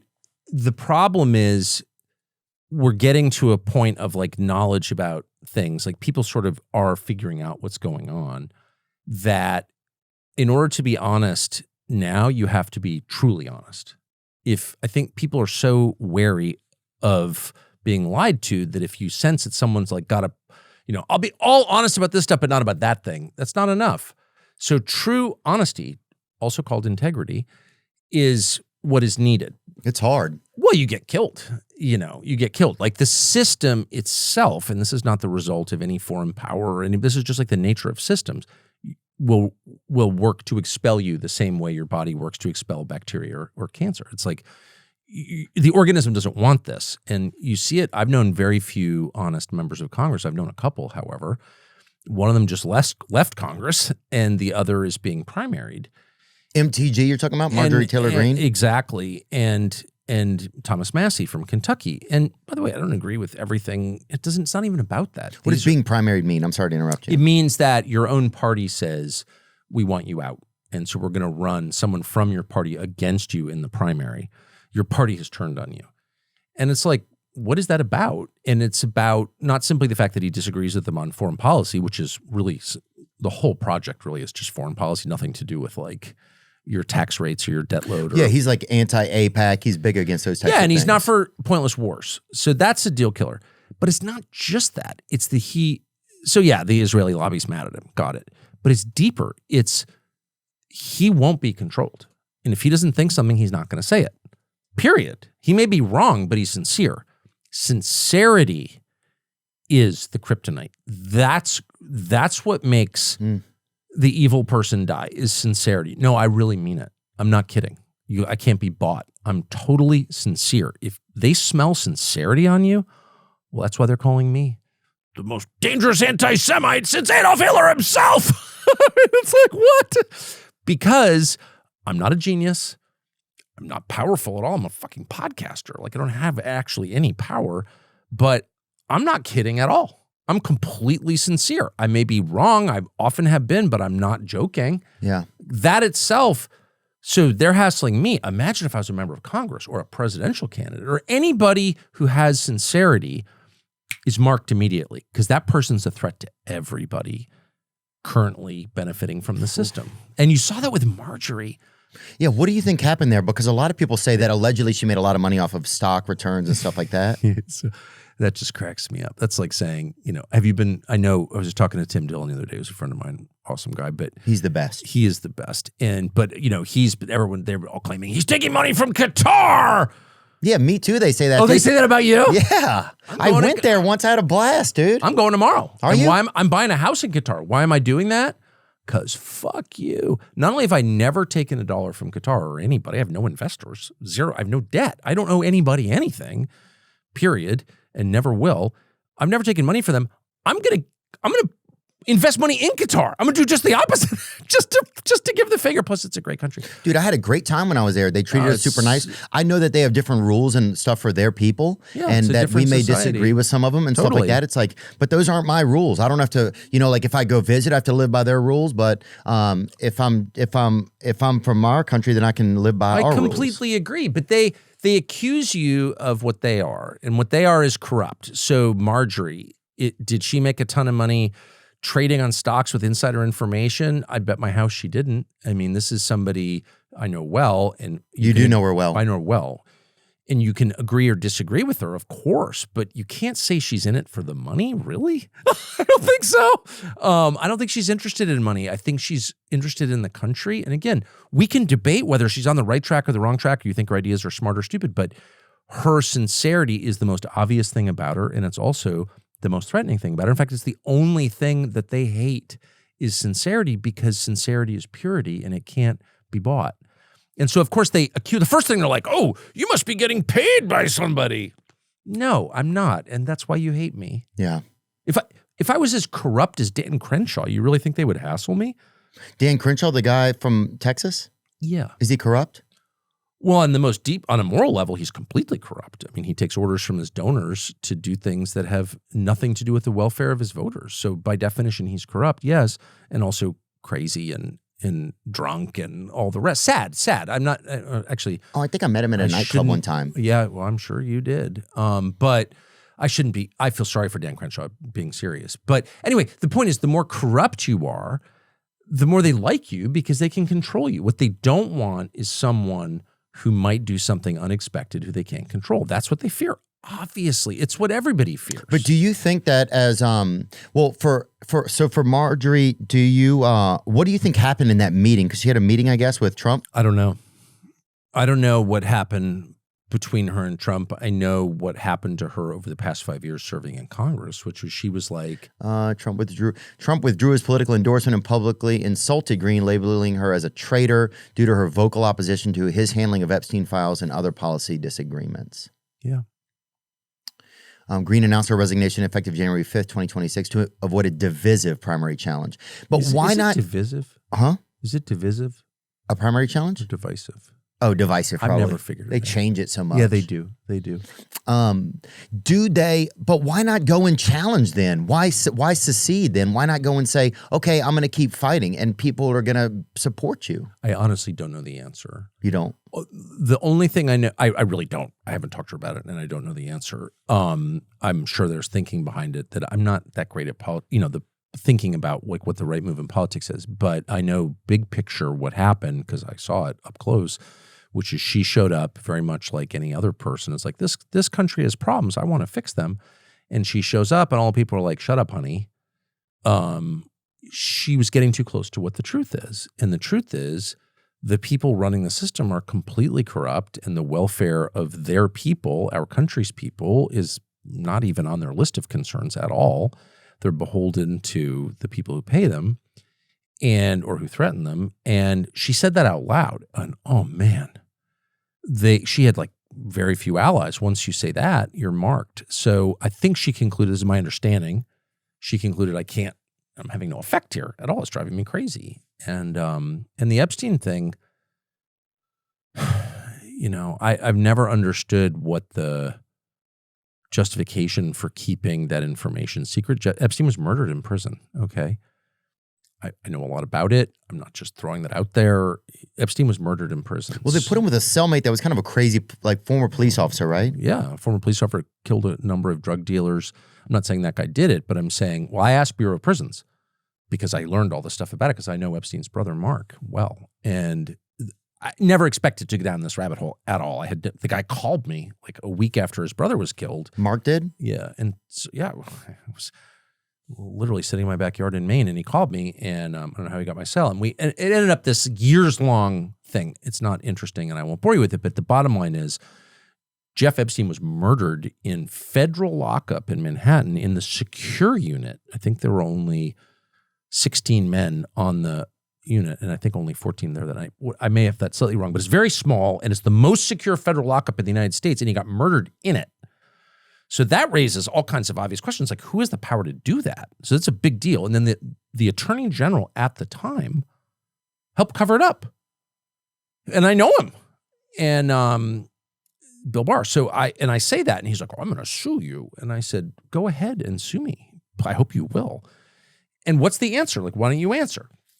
He never will. Well, it turns out, and this does make you crazy, that his father, Donald Barr, is the guy who started Epstein's career, who both gave him his first job, for which he was not qualified, and then got him his second job at Bear Stearns, for which he was definitely unqualified. What is that? Former CIA guy, OSS guy. But anyway, the point is that question of how an American citizen, kid toucher or not, could get murdered in federal lockup in our biggest city. Like, holy shit, that should scare everybody. And then the Attorney General of the United States is covering it up. He admitted, this is the Attorney General, when Epstein was murdered, said, I told everyone around me, we need to make sure the country believes this was a suicide. It's like, you haven't even done a freaking investigation. You're the chief law enforcement officer, and you're telling me the outcome before you even look into it? How do you know that? Because he admitted it in his autobiography.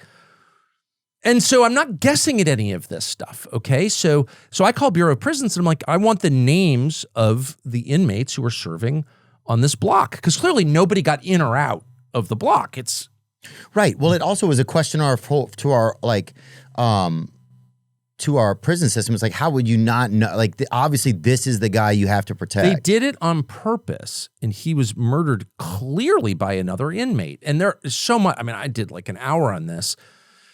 Anyone interested can look it up, but I'm not a conspiracy nut at all. I've been a journalist my whole life. I've often been wrong, but I've always been attentive to what I believe the facts to be. I think it really matters whether you're accurate, and I've tried to be. So it was not a perfect storm of screw-ups. They never did the investigation into how this guy died. They redressed him in clothes that he wasn't wearing when he died for pictures in the hospital infirmary. All the records of what happened to his body are gone. And critically, we cannot get, and I tried directly by calling the Attorney General's office, I want a list of the names of the inmates. It's publicly available. They're convicted felons, dude. Yeah. This is not secret information. It's not national security information. Why can't you tell me that? They allowed him to be murdered in federal lockup. So leave all the pedo island stuff out of it. And just ask yourself, how can we continue to live in a country where a high-profile inmate can be murdered in our prison system by who's powerful enough to do that? Right. And so these are not only legitimate questions, they're essential questions. And like, we're mad at the people asking them? That's the weirdest thing. Fuck you. Yeah. Sorry, I'm trying to get that's one of the craziest things right now. It feels like the people you're supposed to be able to ask, you can't, we're the weird people now for asking questions. Like, it's like you get labeled as the weird guy for asking questions. They just don't let them into your head. They just had that lady Bari Weiss or whatever her name is, and she was on ABC. One of the greatest liars in our public life. Did you see this video she said? I think she mentioned you in it. Unbelievable liar. The head of CBS. That I'm beginning to sort of reckon with right now is the extent of profound anti-American and anti-Jewish sentiment on large parts of the American right. A lot of the illiberalism on the left that came from the fringe into the mainstream of the Democratic Party began as a fringe online movement that a lot of Democrats and a lot of liberals waved away because it was just some crazy influencers online. And woe to the people that still are telling themselves that and still believe that the things that Candace Owens and Tucker Carlson are saying will not make an impact on the right, because they will. Everything about that is just so amazing to me. I'm anti-American, really? Family's been here for 400 years. I have no allegiance to any foreign country. I put my country first, and it takes a lot of balls for Bari Weiss, who acts openly on behalf of a foreign country. Her only concerns are not American concerns. They pertain to the fortunes of a foreign country. Do they really? Oh, yeah, yes. Yes, I'm not, that's an informed statement. And calling me anti-American, you can say that Carlson's an asshole or whatever, but she has to call me the one thing that she is, which is like this weird psychology, I have to say. Calling me a hater, I'm a lot of things. A buffoon, a hothead, bad table manners, whatever, fat. I'm not anti-American. That's all I care about. I wouldn't say fat. Maybe holiday chubby, maybe. No, but okay, so that's the first thing. Like you seem like you own a couple Build-A-Bears probably, you know? But just the seasonal seasonal ones. I think you always look like you're ready for Christmas, kind of. You know what? I wear the same clothes and it keeps my weight down. I'm so cheap. I'm not buying new clothes ever. And I wear size 36, and if I get above that, I'm just going to suffer through it till I stop eating donuts. Yeah. But anyway, and I'm not attacking. Look, here's what I'm saying. I think Bari Weiss is super energetic. But why is there someone who's supporting a different country and not our country first? Calling me anti-American. Right, but also it's like, okay. Bari Weiss is a vocal supporter of Israel, describing her views as pro-Israel. She's a, quote, Zionist fanatic, calling me. She's a self-identified Zionist fanatic, calling me anti-American. Whatever. Obviously, I'm being too literal. Why does she get to be the head? And I don't know the lady, but why does she get to, if her allegiance isn't to America first, how is she the head of an American network? Well, that's of course, an entirely fair question that you're not allowed to ask. But here's the deeper thing that I've been meditating on recently is that a lot of our overlords like Bari Weiss are actually totally mediocre. And the most depressing thing about the United States in 2025 is that we're led not just by bad people, but by unimpressive, dumb, totally non-creative people. Bari Weiss has no experience in journalism at all. Like, she's never committed. She's like an opinion writer or whatever for the New York Times or something. She's not a journalist. Like, never written a freaking story in her life. And she's dumb. She doesn't know anything. So that's fine. Lots of dumb people. My dogs are dumb. I don't hold it against them. But for you to ascend to the top of whatever pyramid you think you occupy, and you're not even impressive. Like, Bill Ackman, same thing. Bill Ackman's worth like $8 billion or something. It's fine. I don't care if whatever Bill Ackman does, but I know Bill Ackman, he's kind of dumb. He's not ever created anything. He's totally non-creative. How do these people wind up running our biggest institutions? And the reason that's significant is because if you pay close enough attention and you realize that the people running everything are stupid, then you think, well, actually, the system is truly rigged on behalf of people who do not deserve these positions at all. It's not just that I disagree with Bari Weiss or she's calling me names or I'm calling her names or whatever. It's like in no fair system, in no meritocracy would Bari Weiss rise above secretary. Like, actually, and I mean that. I've been in this business since Bari Weiss was breastfeeding, okay? There's no world in which Bari Weiss rises to the top of a news network except a rigged world. That's it. Does that make sense? It's right, like shocking to me. Right, they're not like people aren't even putting their best people in front. Like they're. It's almost a humiliation exercise. It's like we're going to take someone as stupid as Bill Ackman and give him $8 billion. We're going to take someone as stupid and totally non-creative, like literally uninformed. Like she didn't even know who Assad was. Like she's an idiot, and we're going to put her in charge of CBS News just to show that individual merit, energy, creativity, which is the most important thing. Creativity is what a healthy society rewards because we are designed to create things. That's why we're not animals, we're human beings. The creative power is the spark that distinguishes us from all other species. We create things. God created the world, he created us in his image, and we henceforth create things. So creativity has to be the most rewarded factor in any healthy society. And now, because our society is inverse, it's upside down, creativity is penalized. How dare you say that? It's not what every other drone is saying. It's not what the machine tells us to say. And Bari Weiss, the single least creative human being, the single most robotic, what are the talking points? Repeating them, that person winds up at the top of the pyramid. That is what offends me. It's not that she loves Israel. I don't give a shit what she thinks of Israel. It's not that she criticizes me. Obviously, I don't really care.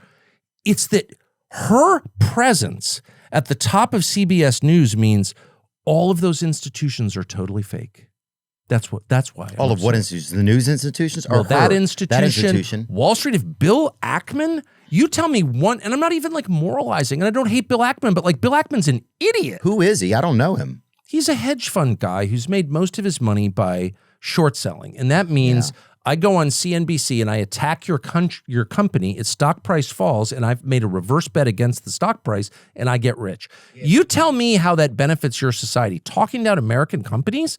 Like, how is that productive? How is that the act of creation? It's the act of destruction. And I give you $8 billion, the whole system is rigged, okay? Yeah. I think a lot of people feel that now. They feel like they feel like the system is rigged. They feel like there's no way for them to win. They feel like it's all insider trading. They feel like it's Hollywood or the news creates a narrative that affects what goes on, and then other people who have been the movies are garbage. The mass media, all of it is turning out slop, and it's I understand that, but how does that evolve? How do things get better? Those institutions are done. So our job, again, is to love the people around us and tell the truth. And in that act, we make things better, okay?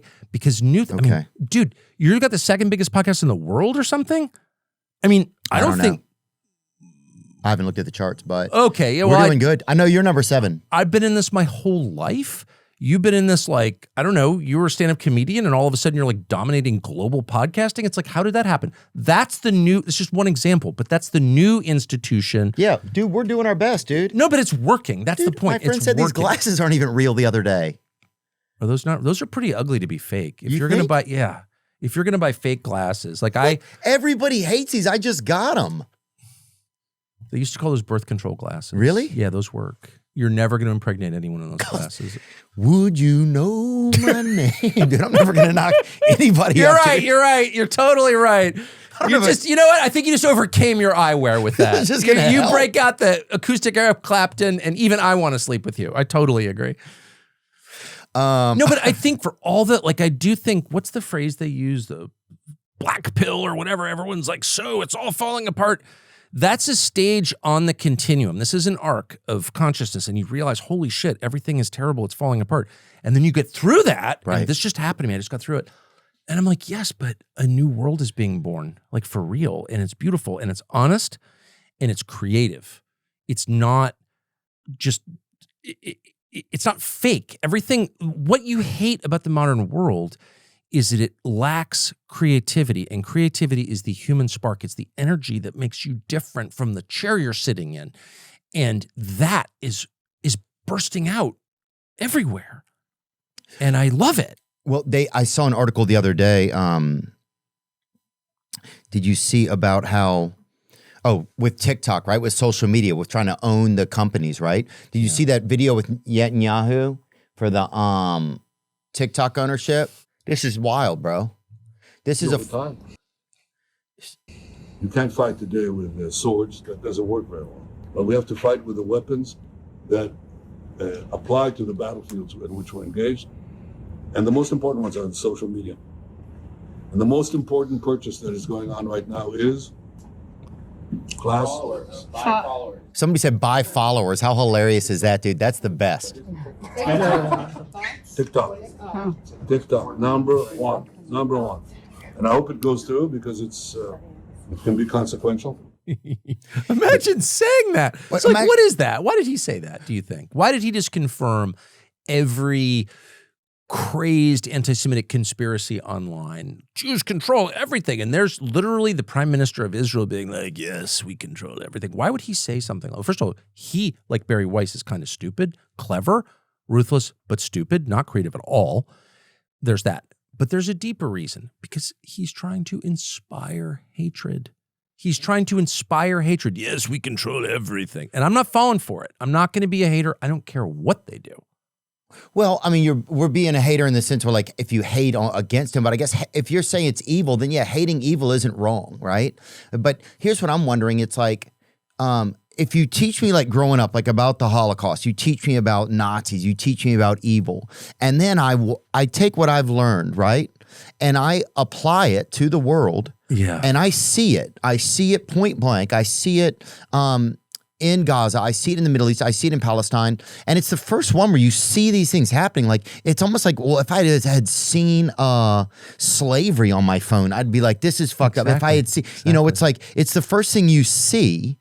And did you see that chick who was at some conference recently? I think she was like Carmela Harris's speechwriter, former speechwriter, and she's like, we made a huge mistake, like talking too much about the Holocaust, because now people are comparing what's happening in Gaza to the Holocaust. But it's like, don't come in and gaslight me to think now I'm wrong for seeing this. And then imagine if— Shit, we never should have mentioned the Nazis because we set absolute standards of behavior that we're now failing to meet and we're being blamed. It's like, are you— And then now when this guy says they want to buy TikTok so that the influence is different, like, it's just like, I don't understand. But to say why that are we out the only loud— people that feel, or why aren't more people activated about this? It's like watching. Okay, but can I just make you feel It's better? like watching something horrible happen, and we can't even ask our own country for help. That's the crazy part. I can't believe that half of our representatives aren't speaking up and saying something like, "Hey, we're going to shut this down. This is wrong. We're not going to let." Because wasn't he condemned by the ICC for? Yeah, they don't care. He was a condemned war criminal, right? Is that right? Yeah, I guess. Yeah. And I just don't understand how regular people, comedians, and a guy who loves Johnston and Murphy from Maine are the ones who are fucking having to speak up about that. Like, what is going on? Well, that's the beauty that I'm talking about. That's the new world being And born. sorry if you don't love Johnston and Murphy. I don't. These are like my Turkish grounding shoes. With the Those are copper. nice. They're so ugly, but I got these from someone else in the nicotine business who's like, dude, these will ground you to the Earth's essential forces. Really? I don't know what that means, of course. I have no idea. But I am originally from California in the 70s, so I kind of fall for shit like that. And I'm look like you could smoke in them for sure, dude. Well, Yeah. But I'll smoked say a few this. cigarettes in those in my life. Every time I see a Johnston and Murphy, I peek my head and I say, "Hey, Tucky." I say that I when I don't see really it at the know what airport. it is. Just like it's like a shop. It's like a Brooks Brothers kind of. Oh, Yeah. No, I buy my clothes on eBay. Always. But anyway, sorry, but- it wasn't a negative. No, thing. but here's the point, though. It wasn't a It's negative like, thing, This is Tucker. the beautiful thing. You Is think like, it was negative? Yeah. No, I never get the reference. I'm so fucking out of it. But we're like in this moment where the old is going away and the new is on its way, and some of it is menacing and scary and hard to understand, like AI or crypto. Okay, could be good, could be bad, could be both, but it's big. But some of it is just totally recognizable. It's called the human spirit, and it's irrepressible. You can't actually extinguish it, no matter how many people you kill, and no matter how many lies you tell. It will always sort of bubble up around you, and it's bubbling up now in a big way. And I would just, last thing I want to say, like, if you really are worried, if like you feel like, oh, there's this international conspiracy of people to oppress humanity and to kill humanity, that's obviously true. Degrade us, enslave us, obviously true. Like, not even a guess, that's happening. But who's behind it? Go and read some of the Epstein emails that have been released. Thousands have been released. And ask yourself, like, as a human, what's the first thing I notice? Jeffrey Epstein was a fucking idiot.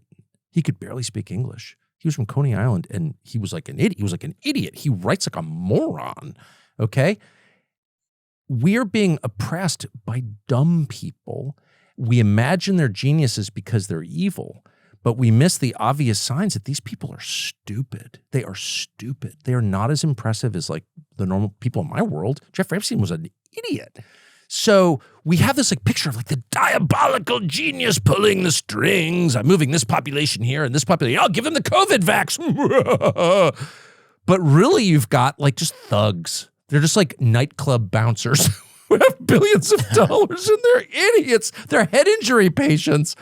Bill Ackman, like, he's a fucking idiot. Jeff Epstein, it's true. Barry Weiss, like, I'm not too worried about Barry Weiss taking over the world. I don't care how many billionaires hand her news organizations because she's obedient to their preferred country. She's still an idiot. Yeah. Sorry. Yeah, I've heard Tim Dillon talk about her, but I'm not that familiar with her.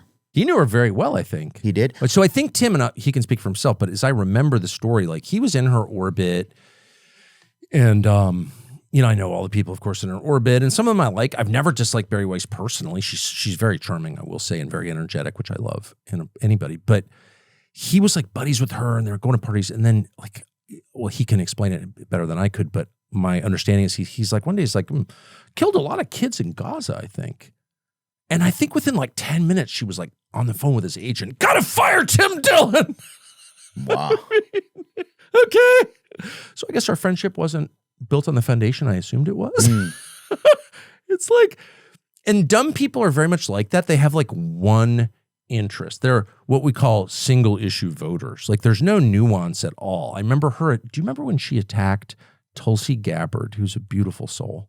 Just a good Yeah, person. Tulsi's very nice. She sent me a couple of nice messages over the years. Just a great person. She's an honest person. Very But do you remember thoughtful. when he attacked her on Rogan? And Rogan in his Rogan stood up for her. in his wonderful way, he's like, I'm not sure. What do you mean by that? You know, in his Rogan, like, not attacking back, but just like, explain yourself a little more. And Barry Weiss was like, it was like you caught her on the John or something. She was like, oh, have to explain the casual slander I threw at her. She had no fucking idea what she was talking about. Oh, it was the word toady. She didn't know what toady meant. She's a toady for Assad. And it's like, oh, there it is. Oh, my memory is still in place. And she couldn't define toady.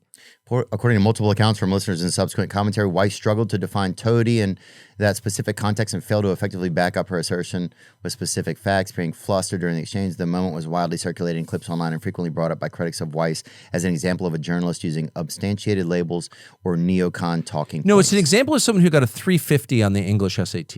Okay, this is a dumb person. We who's don't know that. Okay, but somehow got a job at the New York Times. You don't know what toady is? Like, she's in the word business, baby, you know? Well, I just don't understand how, like, why isn't there, like, you used to believe that everybody that was elected was campaigning for America first, right? Like America first was the thing. That's our system, right? But that's not what's going on. Well, it's of course just the opposite. I mean, look at the country. So the country's dying not because the people are bad, because of bad leadership. Yeah. Leadership is everything. I used to, you get brainwashed growing up here and you're like, no, what really matters is how most people feel. No, what really matters is the willingness of your leaders to actually die for you as you would for your children. Like, it's that simple. If they love you, your country will prosper. If they hate you, it will fail. It's super simple. They don't like us. Okay, got it.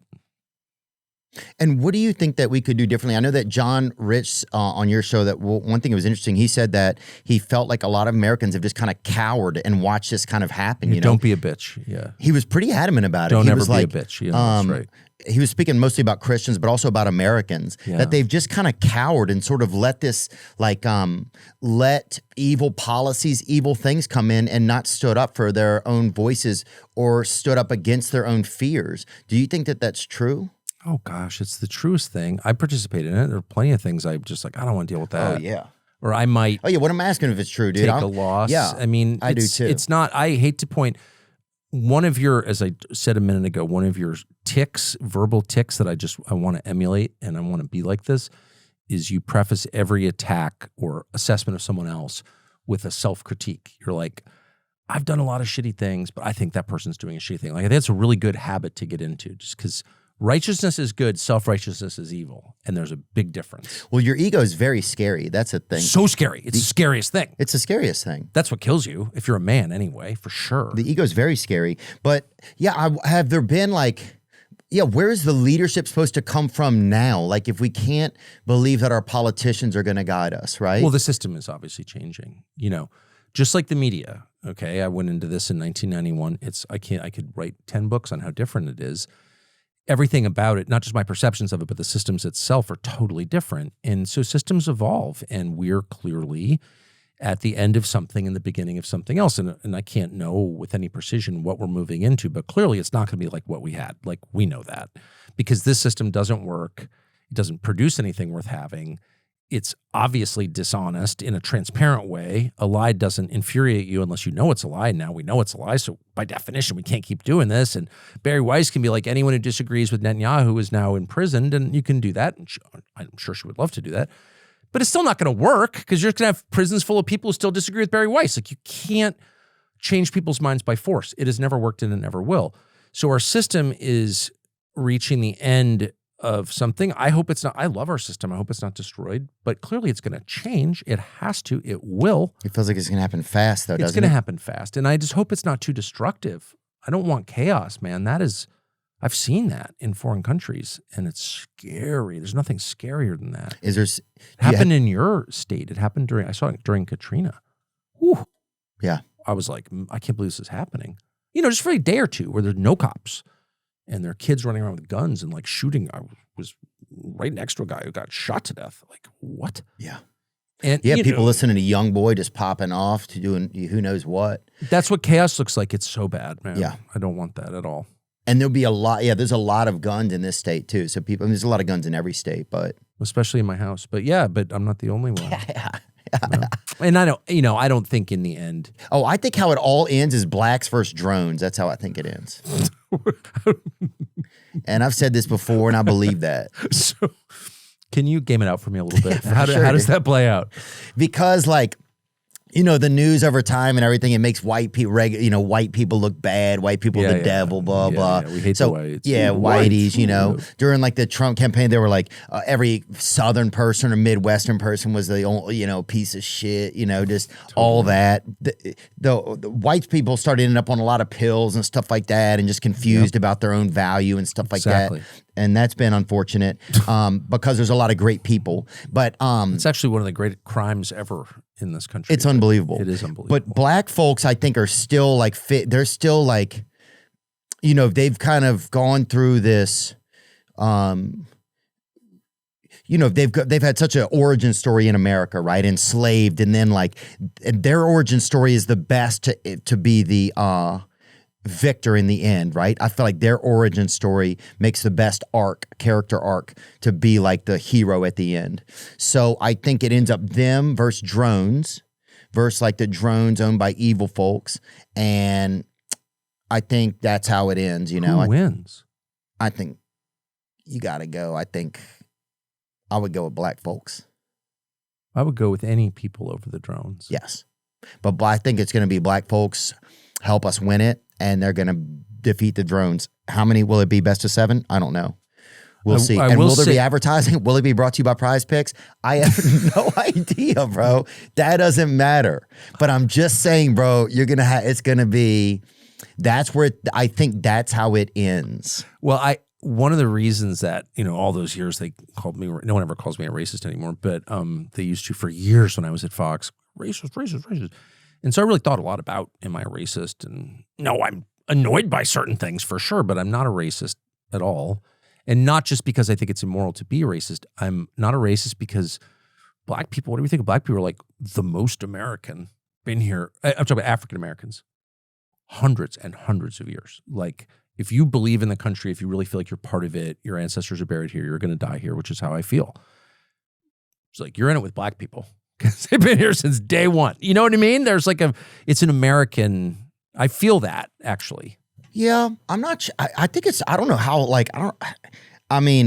definitely it's a wild group, black folks, but I think they love to get in, they love competition. So I could definitely see them getting into it with drones, dude. And that's how we win. I'm rooting for them. Oh, I'm rooting for blacks against drones, for sure. Hell yeah, dude. Yes. That's the kind of shit I'm talking about. And also... do you think that, it's tough, though, to fight drones? Black people can figure it out. You think so? I think once they really apply themselves to a sport, they start to crack the codes pretty quick. You put the hit stick on a drone, dude, I think they'll figure it out, dude. I hope so. It's going to be exciting, dude. That shit's going to be one of the best things ever. And some people will be able to watch it. You'll be able to watch some of it on your phone. Really? Yeah, dude. Blacks versus drones? For sure, dude. Have you checked with black people about this at all? Bro, they're down, bro.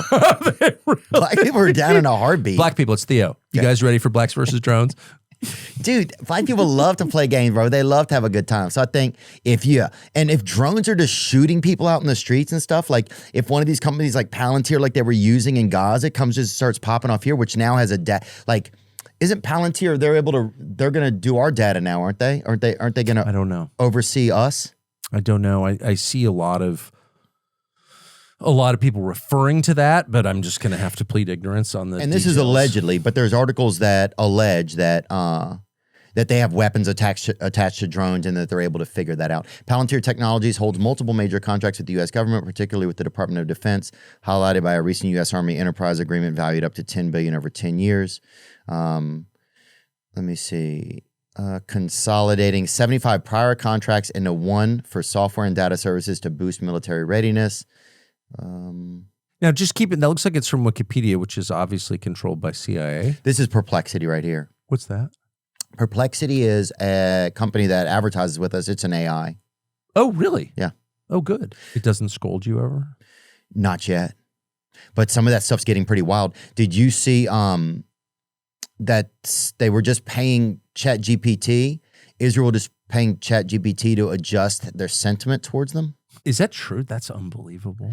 I don't know if it's true or not. I want to find out in a second if we can get this article. So up the here. problem is going to be the problem is going to be YouTube. Oh, Does YouTube stay open or not? I think. I mean, that's the vector. Candace Owens is like the most famous person in the world because of YouTube. yeah. YouTube is the backbone of all of this stuff. And if there is some, God hope it doesn't happen, but if there's some act of violence in the United States that can be used as a pretext in the same way that January 6th was used as a pretext to shut down all these people, they'll kick people off. My fear is that there will be a crackdown on YouTube. And at that point, that's that would be a true disaster for the country. If they kick people off of YouTube? I think. Oh, I agree.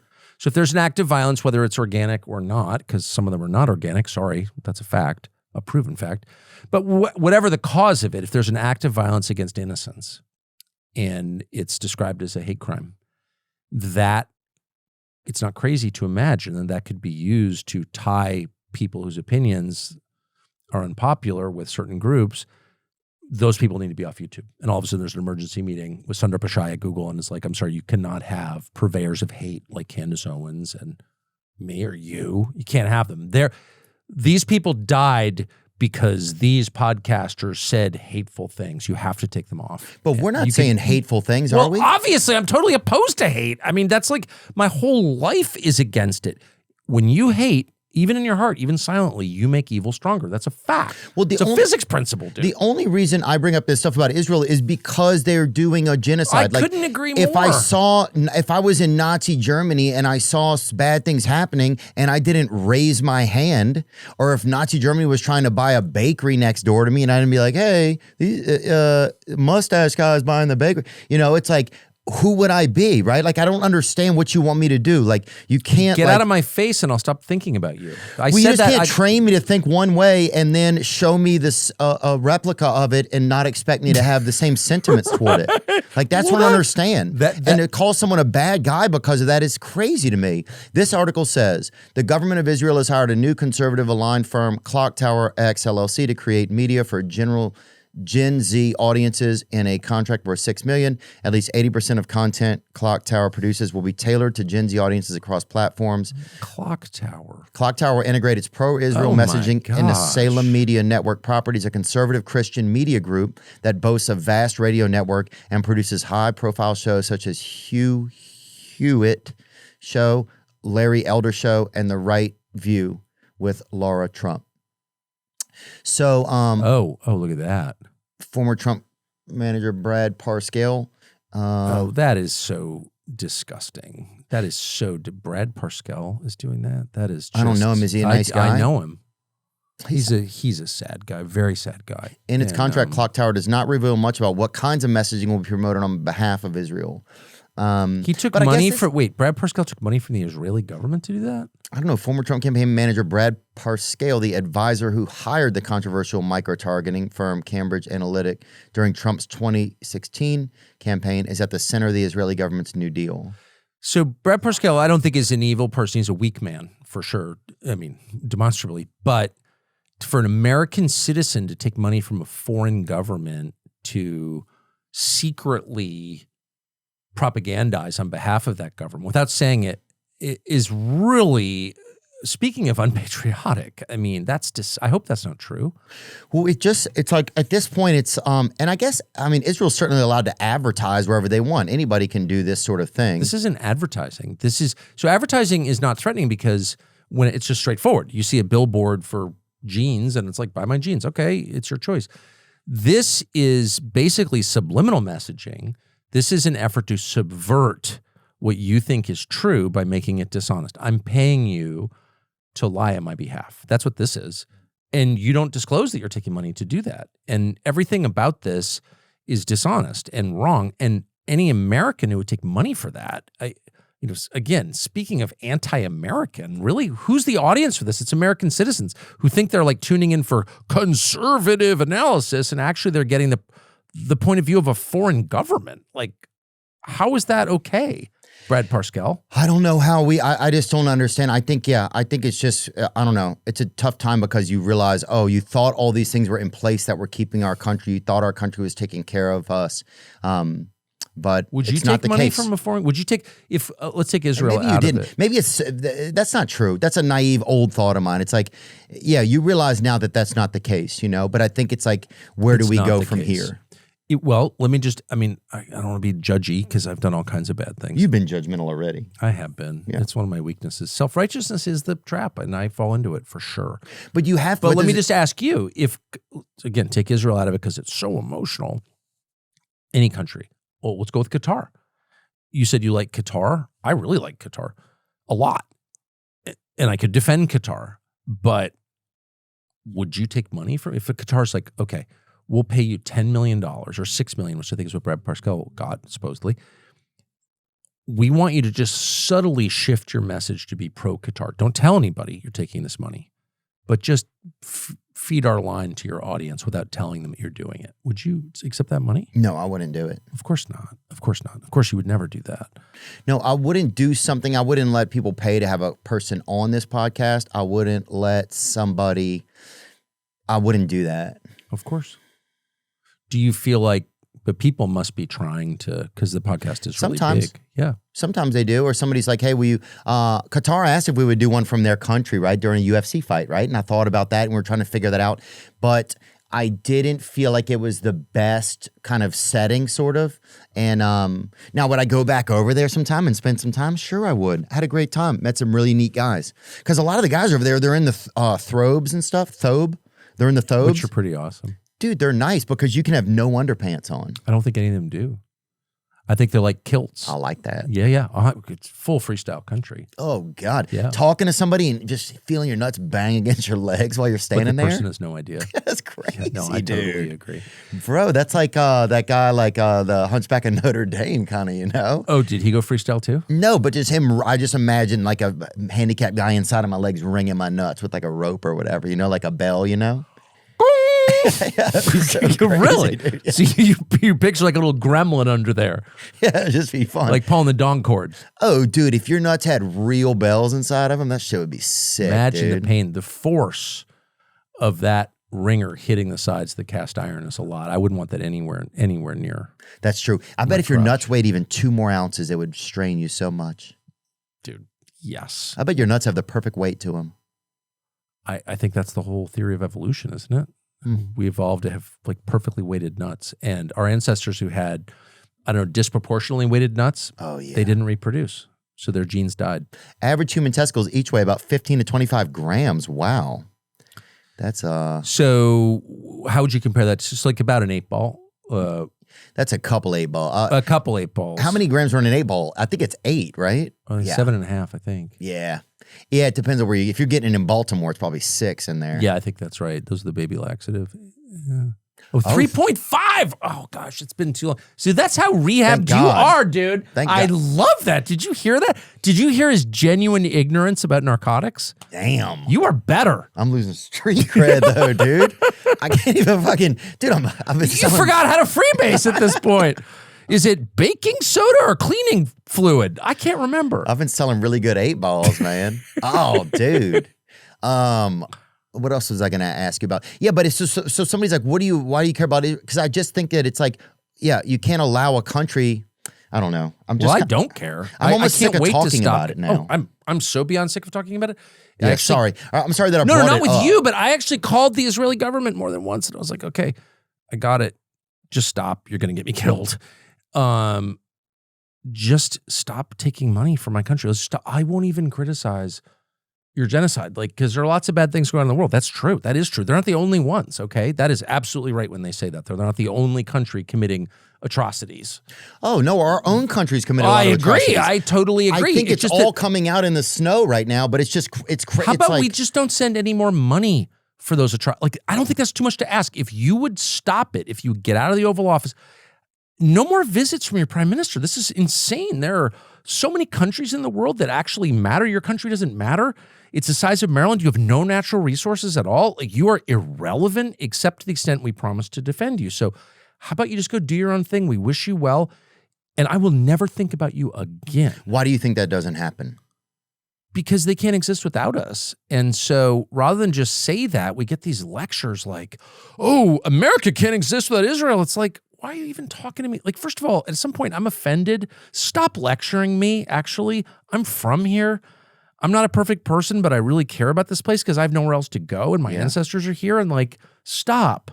But they won't stop, and they're constantly calling you names because they're committing bad behavior. It's like, I spent 30 years not talking about this. You think I didn't notice? You think I didn't know what was up? I'm from Washington. I know what's up. Yeah. And I decided I don't want to talk about this because there are all kinds of other things I want to talk about. I don't want to fight with these people. I'm not against Israel at all. I like visiting there. It's great. I don't want to fight. It was only when Trump gets elected in November, and by January, they're in the Oval Office, foreign officials from Israel in the Oval Office demanding that we pay for a regime change war against Iran. And I'm like, come on now. Come on now. We just had this election. I campaigned for Trump. I was literally at Madison Square Garden, and it was heartfelt too. I didn't do it. No one paid me to do it. I did it because I meant it. And I love Trump personally. I still love Trump personally, but it was like that whole election was about, we've had enough of this. The Iraq war didn't work. It didn't make us happier. It really hurt everybody, including us, especially us. I don't want it again. Just back off. They didn't wait. He got inaugurated on the 20th of January. I was there. I was in the room. And like days later, they're there demanding that we back them in a regime change war. And I knew this because I've been around and I talked to all the people. I'm like, I can't believe this is happening. And then in June, we came really close to getting in like a full-blown war with Iran. Yeah, I remember that. We spent billions in this totally pointless exercise. They're continuing to try and make us do this. So it's, from my perspective, it's like, I'm not obsessed with Israel.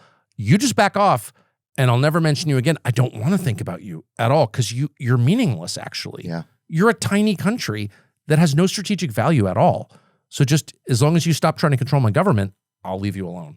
Well, sometimes it starts to seem like it's a video game and they've always controlled everything, and that, right. And then like we're just now realizing it's like, I've said this a couple times, but it's almost like that's true. Like if Super Mario almost like looked at the screen one day and like looked at you playing with him instead of just like followed your demands on the screen. Like if one day he just like fucking set down his fireballs and like looked over at you and was like, hey, what the fuck are we doing here? You know, it's almost like that's where it just like broke the fourth wall. Yes. Basically. No, I mean, that's like if he's just like, I'm so tired of fighting this dragon, you know, it's like, look, let's just let Bowser live. Let's just chill out, you know, like I just wonder if it became real. Yes. Yeah. Well, that's that's exactly the process. That's where we are right now. And I think that's what you're saying. It's like, yeah, if you can just let go of like this, that, because it's sometimes it's anger that fuels that, you know, sometimes it's fear, some of it's like, a lot of it's fear, I think, uncertainty, safety. But if you can get the anger out of it and just let it go and be like, I'm just going to do my best that I can, but I'm going to be brave and speak up when I can, even if I'm wrong. You know, that's the thing. It's like, I wish more people were speaking up sometimes, even if they were wrong. I was kind of like, do you think that enough like pastors and preachers didn't speak up during the Gaza conflict? That almost blew my mind. Does that make sense to you? Oh, it's the most heartbreaking part. I mean, from my perspective, as an American Christian, Protestant American Christian, it's like, yeah, of course, I think what Israel's doing is disgusting. I mean, it's indefensible. But my real like rage, like what I'm actually upset about, if you were at dinner at my house, I never rage about the Israelis or the Jews at my house. I just don't feel it. My rage, my actual personal rage, is directed toward my people. It's Protestant, Christian, evangelical pastors who have made deals with the Israeli government or have theology so deranged that they think their Christian faith requires them to support the murder of children, including Christian children. And I know some of them, and they believe that. And that to me is very hard to forgive. Like, I need to be a better person. I need to keep them in my prayers because I really feel hostility toward those people because they are the betrayers. Israel, in the end, is acting in its own interest or what it thinks is its own interest. Those people, what's their excuse? And they're going out there and giving sermons about Candace Owens on Sunday. She's not in the New Testament. Okay, Were they really doing that? Oh, big time. And that is not, whatever you think of Candace Owens, like I love Candace Owens, but maybe you hate Candace Owens. We can all agree that your opinion on Candace Owens has no bearing on the future of your soul. Okay, that's not Christianity. It's nothing to do with Candace Owens. So like, if you are giving sermons against Candace Owens, then you are betraying your people. Okay, and because you're misrepresenting your faith, Christianity. And those people, I clearly need to calm down about them because they're truly the villains in the story. That's my opinion. Of course, because you're always maddest at the people you know best and like Israel, whatever, go do your crazy Israeli things. But American evangelical leaders defending Netanyahu? And you know how many Christians have been killed in this? That Israel has murdered? What do Christians have to do with it? Are you telling me they're Islamists too now? True? Oh, it's totally true. And one of the reasons they hate me is because I keep pointing it out. How do we know that's true, Tucker? Because they've blown up 2 churches in Gaza and killed people in the churches. What do the churches have to do with this? You're telling me that this is some existential battle between Islam and civilization. That's not true, by the way, but let's say it was true. Then why are you blowing up churches? Oh, it was an accident. Oh, really? You have the technology to put bombs in people's pagers, but you accidentally blew up 2 churches? It was not an accident. They did it on purpose. They've killed a lot of Christians on purpose. And I'm probably the only person in American media to point that out because I'm a Christian. So I get to say that if I want. Shut up, Nazi. Okay. Well, why aren't there more Where are the Christian leaders in this? Yeah.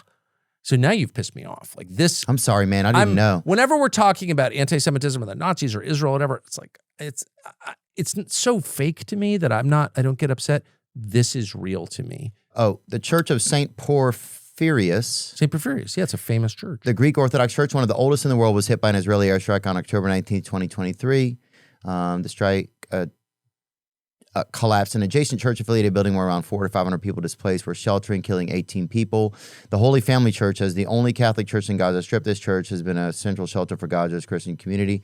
In December 2023, 2 women were reportedly killed by a sniper while leaving the church.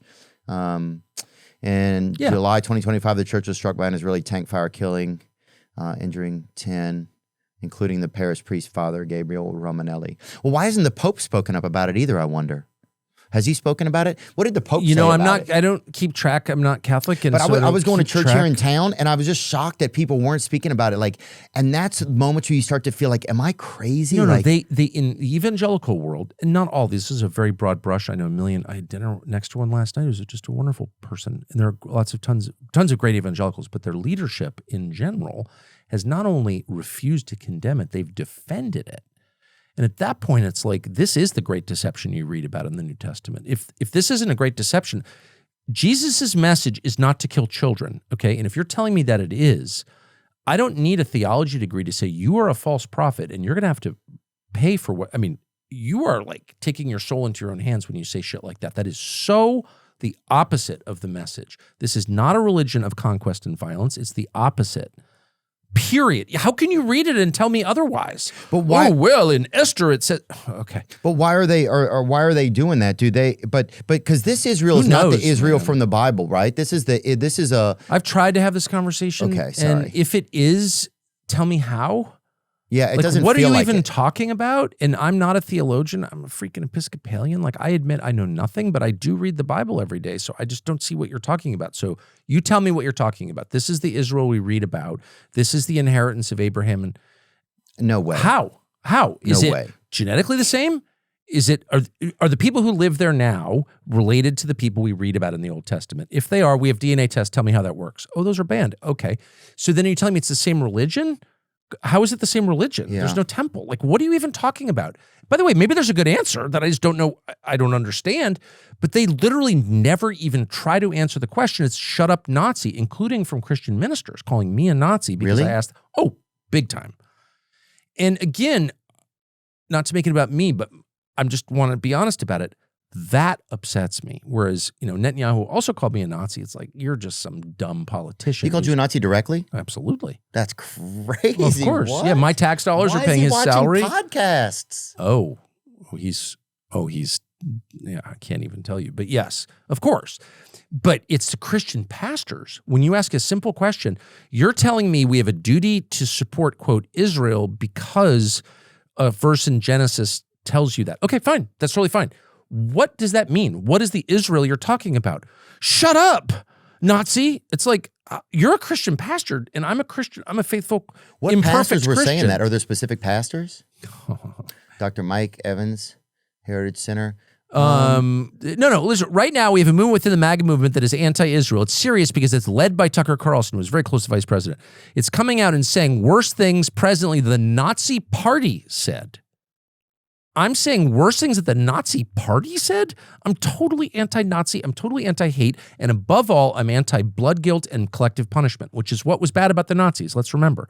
And this guy is a Christian minister or supposedly or something.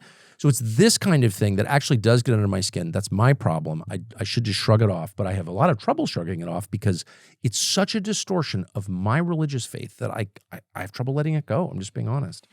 Well, I think it's brave to be able to speak up. Even sometimes if you're right or wrong, it's brave to try. It's our obligation to try. I was quiet for 30 years. I shouldn't have been. I didn't want to fight, but I shouldn't have been. And people say, well, you get information wrong. It's like, but if information is given out that's wrong, then how do you expect someone to know accurate information? Dude, I'm telling you, it's really simple because this is the business I've always been in. I ask questions. Hold on. You have stuff right here in your mouth. It's nicotine. And I wanted to say how good it is. It's an opportunity. It's a form of advertisement. Like I let it hang out of my wife's down here to lick her thumb, which she does, which is kind of hot. But you say you've got stuff on your face, then I get to pause and say, it's not just stuff, Theo Vaughn. It's nicotine. It's Alp, the pouch for your mouth. Yeah, you got a little mogul right there. Yeah, but you don't see it back there. Yeah, that's like right. if I was using Zyn, you'd be like, wait, your lower back is covered with this weird white shit. Why is that? I don't know. I've definitely done some things, but I'll say this. Pope Leo the 14th has reiterated the Vatican's insistence on a two-state resolution for the Israeli-Palestinian conflict, saying it's the only solution that can guarantee justice for both sides. Leo made the comments as he flew from Turkey to Lebanon. May I ask, there's been a change in the spelling of Turkey. It went from Turkey to Turkiya. Turkiya. This is like the Kiev change, and no one notified me. They probably bought there might have been a letter deal or something. Let me see. Turkiye. Maybe they're trying. Who knows, man? Turkiye. And like I was just in Turkiye, and they were calling it Turkey. And do you feel like it's hard for a lot of Jewish people to speak up about this because they're afraid of like alienating other Jewish friends? That's what I found with some of my Jewish friends. Like they'll talk with me about it and stuff like that, but and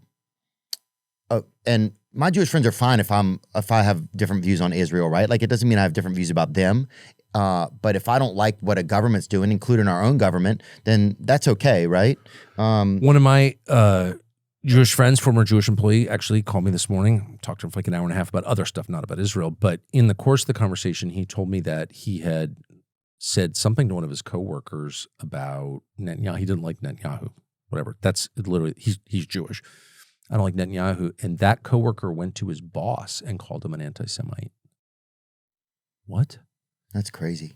I think there's that. I also think there's something else going on, which is sad, which is I think a lot of what I'm seeing happen to Jewish people, including friends of mine, people I know, is there's so much yelling about the Nazis and the Holocaust that people are getting really freaked out.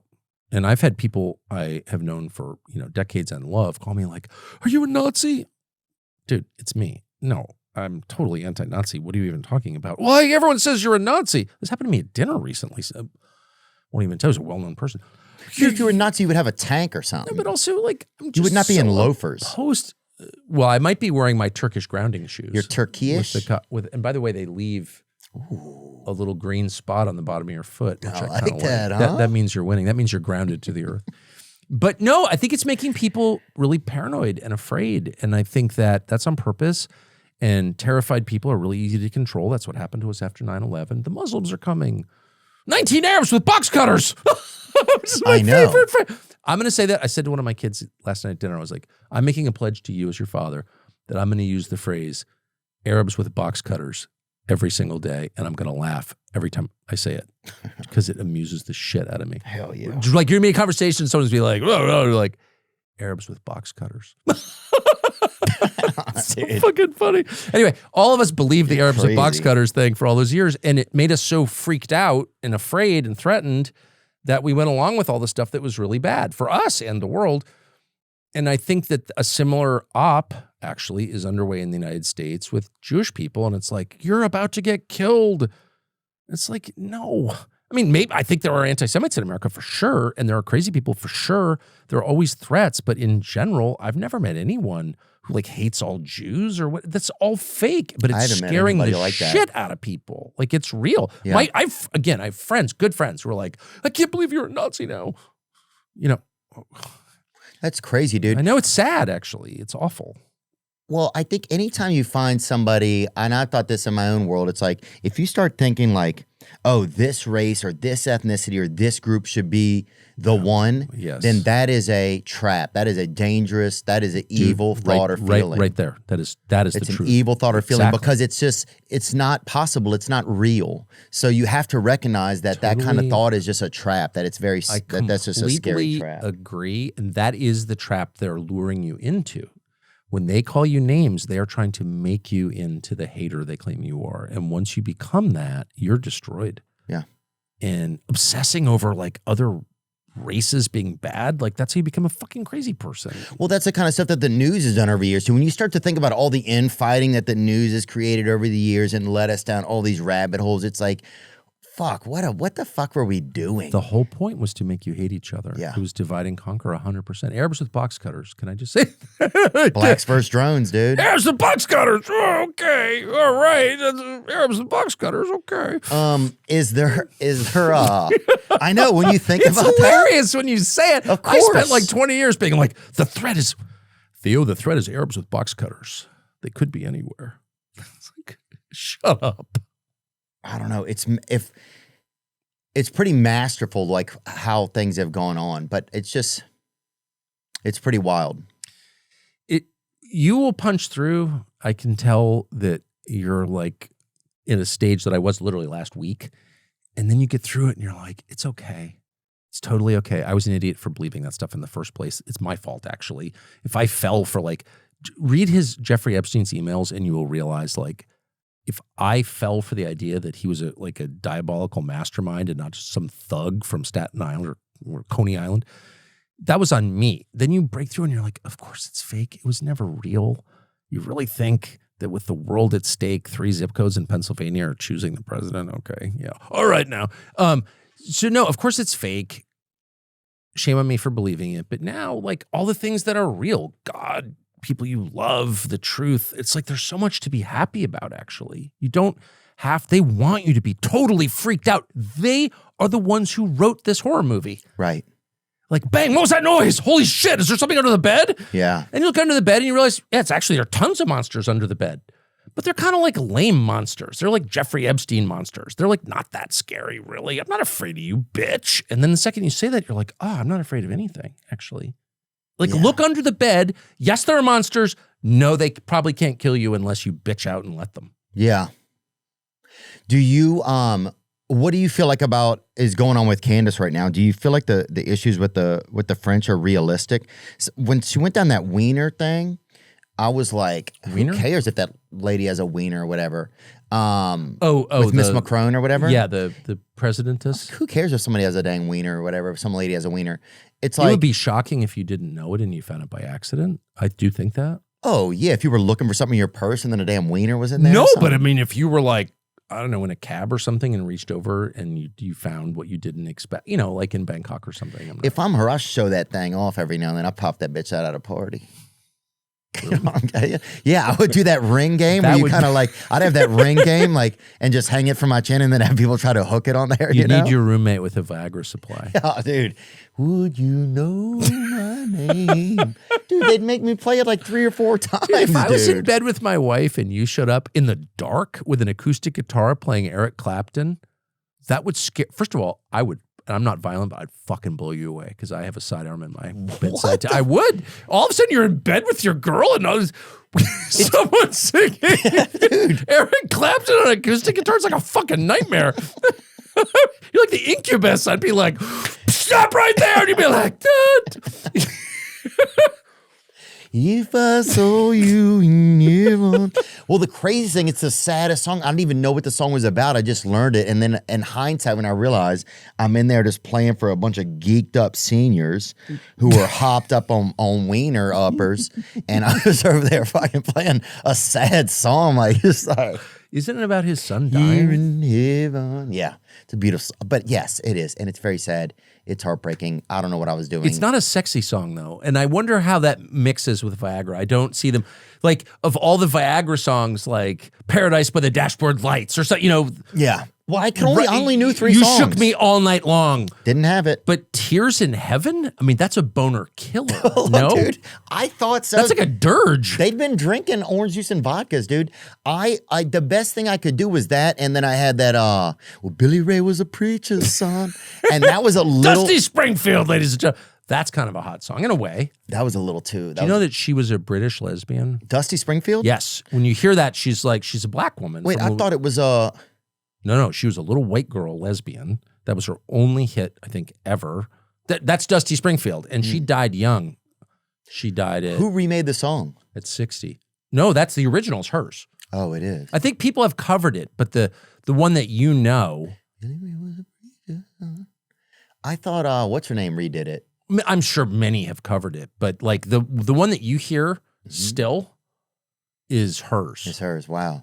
Yeah, Aretha. I guess Aretha did it. Oh, Joss Stone. It's a testament to the durability of her version that's still the one. Amen. Amen. Written the year I was born, I think. Yeah, I just wonder, like, is there... You got me spun up with the preacher stuff. Did I really?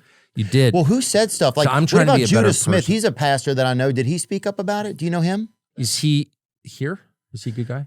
Oh, yeah, Judah's awesome. He's a great pastor. I just wonder if some of, like, the bigger, like, pastors spoke up about it or not. I don't know.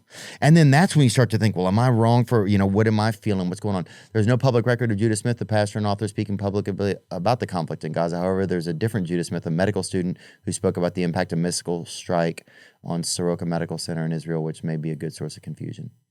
No public statements on the Gaza conflict from the pastor and lead at church home. But yeah, I mean, people have their different views, and those are like, I think it's just stuff I'm curious about. And I don't know like enough about the Bible sometimes. I think we have to say that Jesus is against killing innocents. I just think we have to say that because if we can't say that, then what can we say? Yeah. This is not a religion of violence. It's just not. What do you feel like about Candace's the assassination attempt? Do you find there was a reality in that? I think that I don't understand it. I just want to say again, I love Candace. She's coming tonight. And Her kids are the best, dude. I've known her a long time, yeah. I go over there just to like see her kids. Sometimes I know that's kind of weird or whatever. It's not weird. But it's not weird. I don't have any children or wife or anything. So I go over there and her kids are like as full of life as could be. And they're all mixed kids, and that's awesome. And then like pretty kids. Oh, dude, kids. she has beautiful kids. And her and Georgia is funny, man. I totally agree. fun But so I would say of the assassination, first of all, I knew him well. He was right at my house right before he was killed. So I feel emotional about it still. Who was Charlie Kirk? Yep. Oh, Yep. really? Oh, yeah. Oh, I didn't know that. And I love his wife and know his wife well. And so I feel emotional about it. So, I just haven't wanted everything to do with it. But I will say a couple of things. I don't understand the official story at all. Of his assassination, you mean? I don't understand it. And I want to make sure that there is a truly rigorous and honest federal investigation of it. And I'm definitely concerned about that. A. B, I think that I don't know many of the details, but I know that recently Candace said that Egyptian registered aircraft were following Erica Kirk, Charlie's widow, around for a number of years in different places in the world. That's one of the weirdest things I've ever heard. And I just want to say that is factually true. That's true. So that's like the one data point that I happen to know is true. What does that mean? I have literally no idea. I can't even guess, but that's very, very strange. And what is Egyptian? It could mean aircrafts from Egypt. Who knows? I think that they were registered in Egypt. Got it. And but that fact is true. So enough. And it also her claim that, there were kind of a disproportionately large number of foreign registered cell phones at the event. That's also true. So what does that add up to? I don't know, but it means that you know, the FBI has a moral and legal obligation to look in every direction and to be open-minded as you would in any investigation, in journalism, in science. It's all the same process. I don't know the answer, and I'm going to sift through everything as open-mindedly as I can, as honestly as I can, to get to what the truth is. That's science, that's law enforcement, that's journalism. It's all the same. That's justice. And I just want to make sure that is happening, and I just don't have a ton of confidence in the FBI or the men who run it. And I'm not saying that out of ignorance at all. That's a scary part too. I'm not alleging anything. I'm just saying I think it's really important that we have that. Yeah, and also And I mean, I never wanted to dumb think Twitter any of this. shit. Like leaders of the FBI are on Twitter. Like what? Oh, do you see the video that Tim Dillon did about the No, because it makes me too mad. But no, I agree. It's like, and also here's the weird thing. I never wanted to think about any of this shit. No, I never agree. wanted to think that our FBI didn't care about us, or that our CIA was compromised, or that we couldn't like you can't even call the police department without thinking that it goes directly to some other foreign lobby, right? Like so, like, and like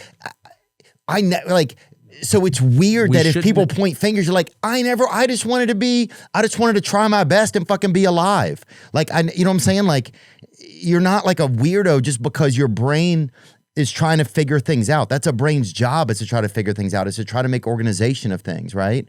So it's just so crazy that people who are trying to figure things out are getting ostracized, you know? Whether they're right or wrong or something, at least they're trying to have some semblance of like curiosity, which is really just kind of if the official story describing the murder of your friend doesn't make sense, and you find yourself yelling at a podcaster for coming up with other theories, you're barking in the wrong direction. Your anger should be focused on the people whose job it is legally, constitutionally, to get to the answer.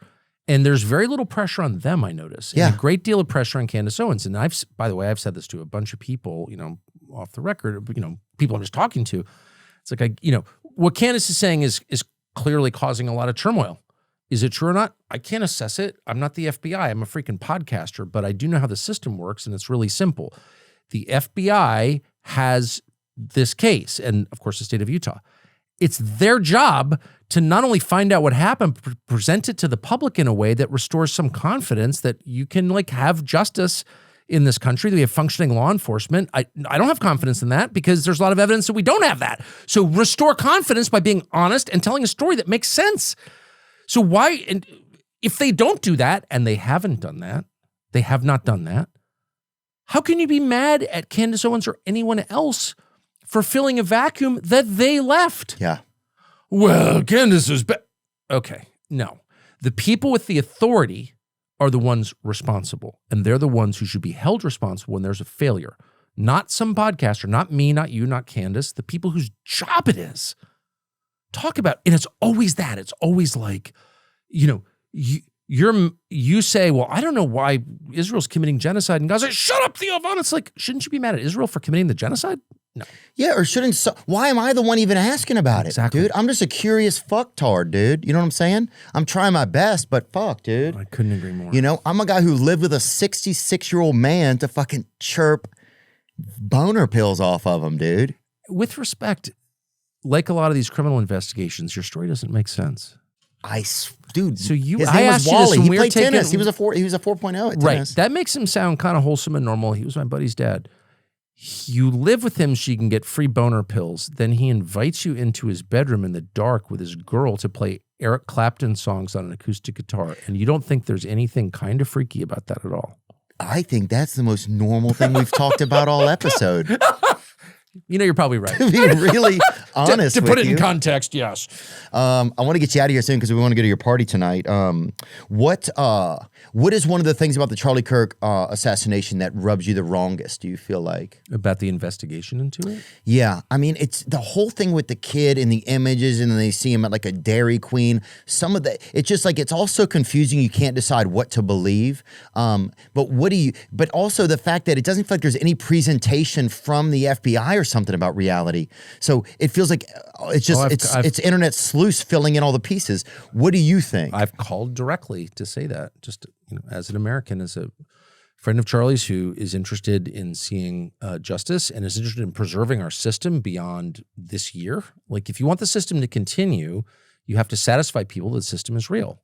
And if they're convinced that it's not real, at some point they'll overthrow it. That's just going to happen, okay? Oh, but Mamdani. Yeah, how do you think we got Mamdani? And you think Mamdani's radical? The dude went to Bowdoin. It could be a lot more radical than that. And we're going to get that. They have a good sailing team there. Do they? Yeah. At Bowdoin? I thought it was Bowdoin, but it's not. No, it's Bowdoin. Known really for sodomy, but also sailing. I didn't know that, huh? Enthusiastic. The high Actually, I think they've seas. got one of the top-rated varsity sodomy teams in the country. Hard to Mostly starboard. Zen users. But anyway, here's what I am concerned about. A lot of things. One, he acted alone. Tell me how that worked. I don't, none of us really act alone. It's hard to go anywhere by yourself, too. Thank you. Exactly. You acted totally alone. Okay. You're going to have to prove that to me. It's totally possible. Anything is possible. Weird things have happened. We'll continue to. But that's not my default assumption, and it shouldn't be yours. And their default assumption was we acted alone. Really? Why do you think that? What about life suggests that people typically act alone? When was the last time you acted alone in anything? I don't go, right? So A. B, we know that people had foreknowledge of this because they posted about it on X and said Charlie Kirk is going to be killed on this date, and he was. Is that true? Yes, it's true. Like, were they just guessing? Was it a guessing thing where every day they posted that? Maybe. Have those people been interviewed? Have they been hauled into FBI HQ and had a long conversation with how they knew that? Like, let's get really specific. Why did you post that? Who have you talked to? Like, if I were doing this investigation, because I spent my whole life doing non-criminal investigations called journalism, like, what do we know is true? How do we find out? Call everybody. Be open-minded. It's like it's the same process. If I was doing this investigation, they would be at the very top of the list. We know, because we've got public postings on Twitter that people know, just like on 9/11. We know people bet against American Airlines and the banks that were in the World Trade Centers. They shorted those stocks. Those people clearly had foreknowledge of 9/11. Who were those people? We still don't know. So I would start there. But so you're saying that just the fact that there could possibly be some foreknowledge should be investigated? Well, there was foreknowledge because I saw the tweets. And so I saw at least two that said, everything's going to change when Charlie Kirk gets to the college in Utah. Okay. So those people, I'm not saying they're a part of a conspiracy, but there's evidence that they had foreknowledge. Okay. So that's where you begin. And then I could go on. Like, tell me how this guy who seemed normal became a radical trans furry murderer. It's not enough to tell me, trans. I'm not pro-trans, by the way. But was that the guy or his boyfriend? Well, exactly right. Tell me how this guy became so radicalized that he murdered a stranger. I'm not saying it didn't happen. I'm saying I want an explanation for how it happened. Why wouldn't I? I agree. Oh, we can't talk about that because it'll prejudice the jury pool. Really, you've told the world that you have both a confession from him in his text to his boyfriend and the murder weapon with his fingerprints on it. I think you got a pretty solid case. So why is it so difficult to just explain, dude, 9/11, the rubble was still smoldering whenever I was on television on 9/11. So I remember this very well. People are instantly appeared. Oh, this is Islamic radicalism. Here's where it comes from. We're going to invite this guy in from Columbia who's just written a book about it. And like the whole explanation was ready to go. Yeah. There's no even attempt, which is both good and bad, but there's no attempt to explain how this happened. Like that's the key question we all want to know. Yes, I know Charlie Kirk was murdered by gunshot. Got it. Saw it. Why? And they never want to tell you. Yeah. Was the kid on SSRI? Shut up. Are you a Scientologist? And they immediately start name calling you. Oh, you're Candace Owens now? No. Yeah, but if you're just a curious person who wants to know why your friend got killed. Well, that's kind of what I am. That's what I am. Right, that's what I'm saying. Right. It's a human person. Well, that's what Candace is.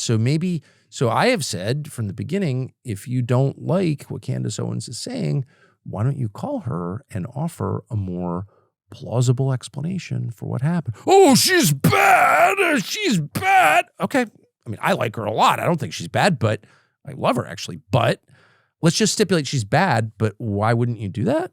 Because I don't agree with some of the stuff that the rabbit hole she goes down, but I don't even know. But I like the fact that she likes to dig in the garden, So it's like, I like the fact that she's curious and that obviously if people weren't resonating with what she's doing, then nobody would be paying attention. But you know how many places I go, people will come up to me and be like, and I don't think they want to say something to me. They'll be like, Dude, did I tell you what happened to me in Oslo this summer? Mm-mm. I was with my family, salmon fishing. White Oslo. Some people call it White Oslo as It's well. not very white anymore. It isn't? Nope. Ah, it's low. Yeah. But anyway, I'm in Oslo, Norway, and just for one night we were fishing, and then we go to Oslo to fly out, and I'm walking down the street with one of my daughters. Tucker Carlson! I was like, shit, I'm going to get yelled at in Oslo. This guy runs up to me. Tucker Carlson, yes. You know Candace Owens? I was like, yeah. He goes, tell her I love her. And I texted Candace, I was like, that is fame when people come up to you just because of the reflected glory of someone you know. Yeah. So why do people like Candace so much? She's an amazing broadcaster, yes. Because they sense in her, she might be wrong. Is she lying to me? Not on purpose. They sense the purity of her intent. That's the truth. And I can say, as someone who's dealt with government officials my whole life, I'm not vouching for everything Candace claims. I don't even know a lot of what she claims because I'm working on other stuff, and it makes me sad also. But the point is, do I trust Candace more than I trust your average DOJ official? Are you joking? It's not even close, dude. Yeah. It's not even close. It's not even close. We can all be wrong, but who do I trust to like try to tell the truth more? Candace or your average DOJ official? Opposite ends of the spectrum. I'll just say that. Yeah.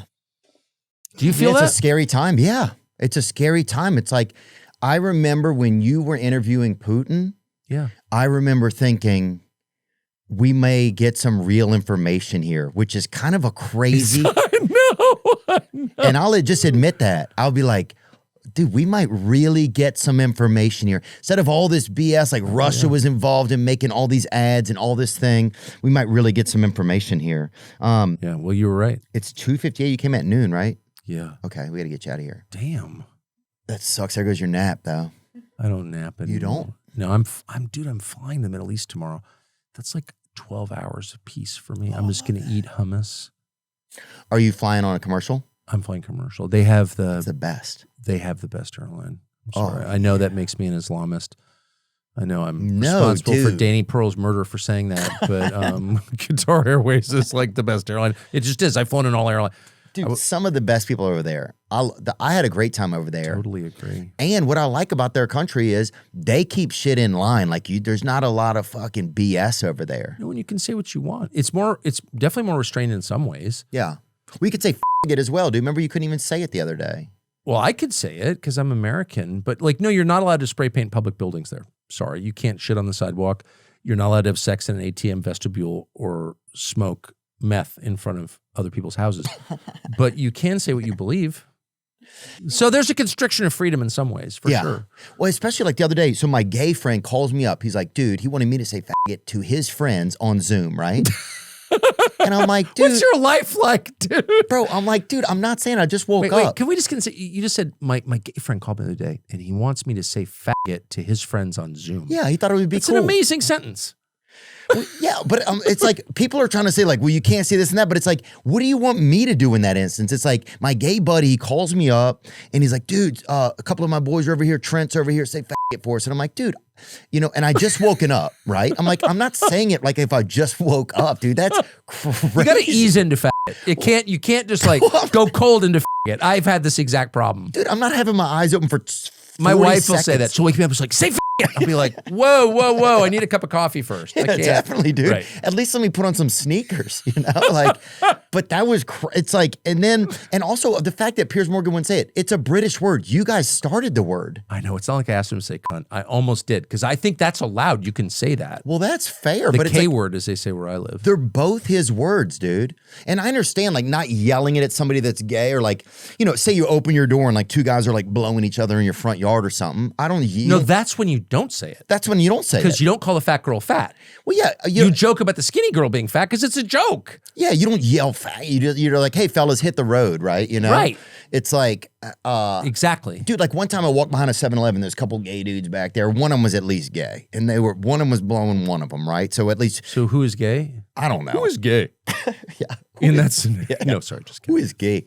But yeah, I didn't ask right at that You didn't? point. No, but I was like, guys, come on, And one of them got into a car that had those.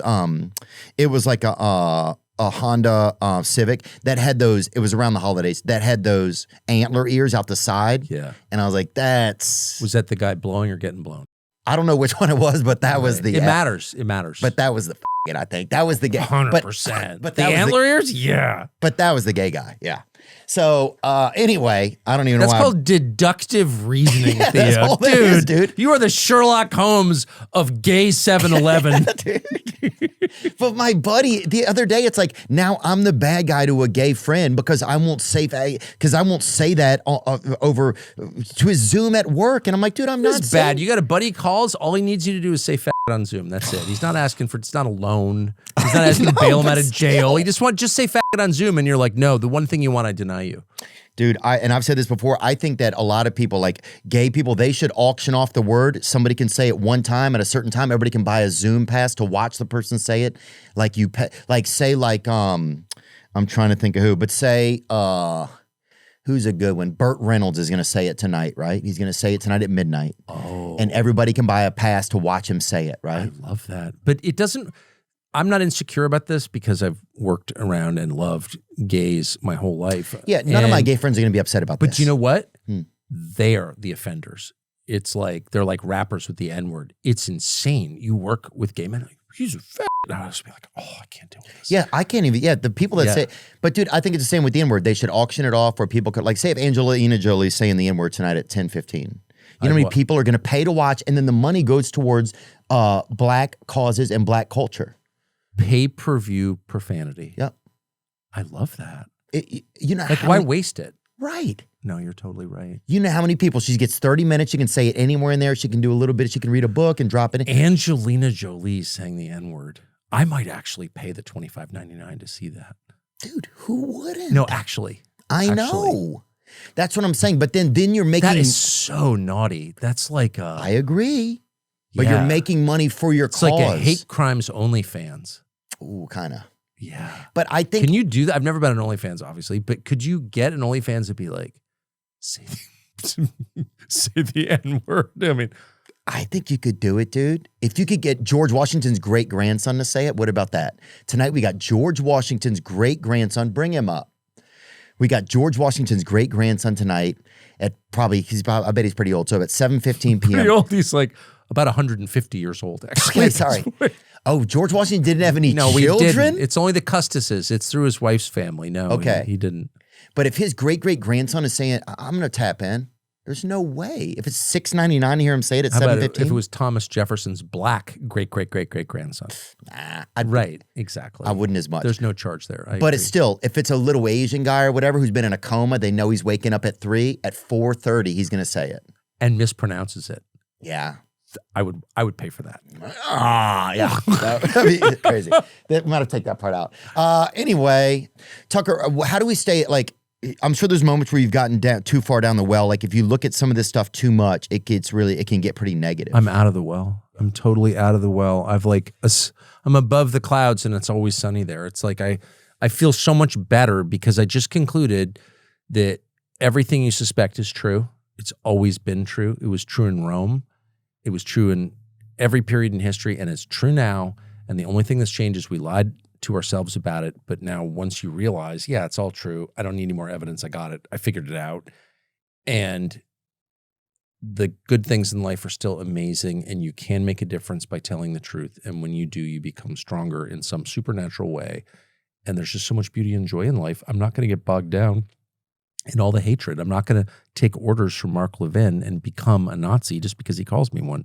No. Sorry. I'm not playing your games. Oh, for sure. It's like people say stuff on the internet. It's like, whatever, dude. But pivot against it. Be like, yeah, people will make fun of me for stuff or do certain things. It's like, I don't care about it that much. I don't care really what you call me that much. I mean, I already know things that I am, you know. I'm not great, that's for sure. But they never call you the things you really are. He lived with a dude who gave him free Viagra. I had to steal it. I had to sneak in there and eat some of it at night.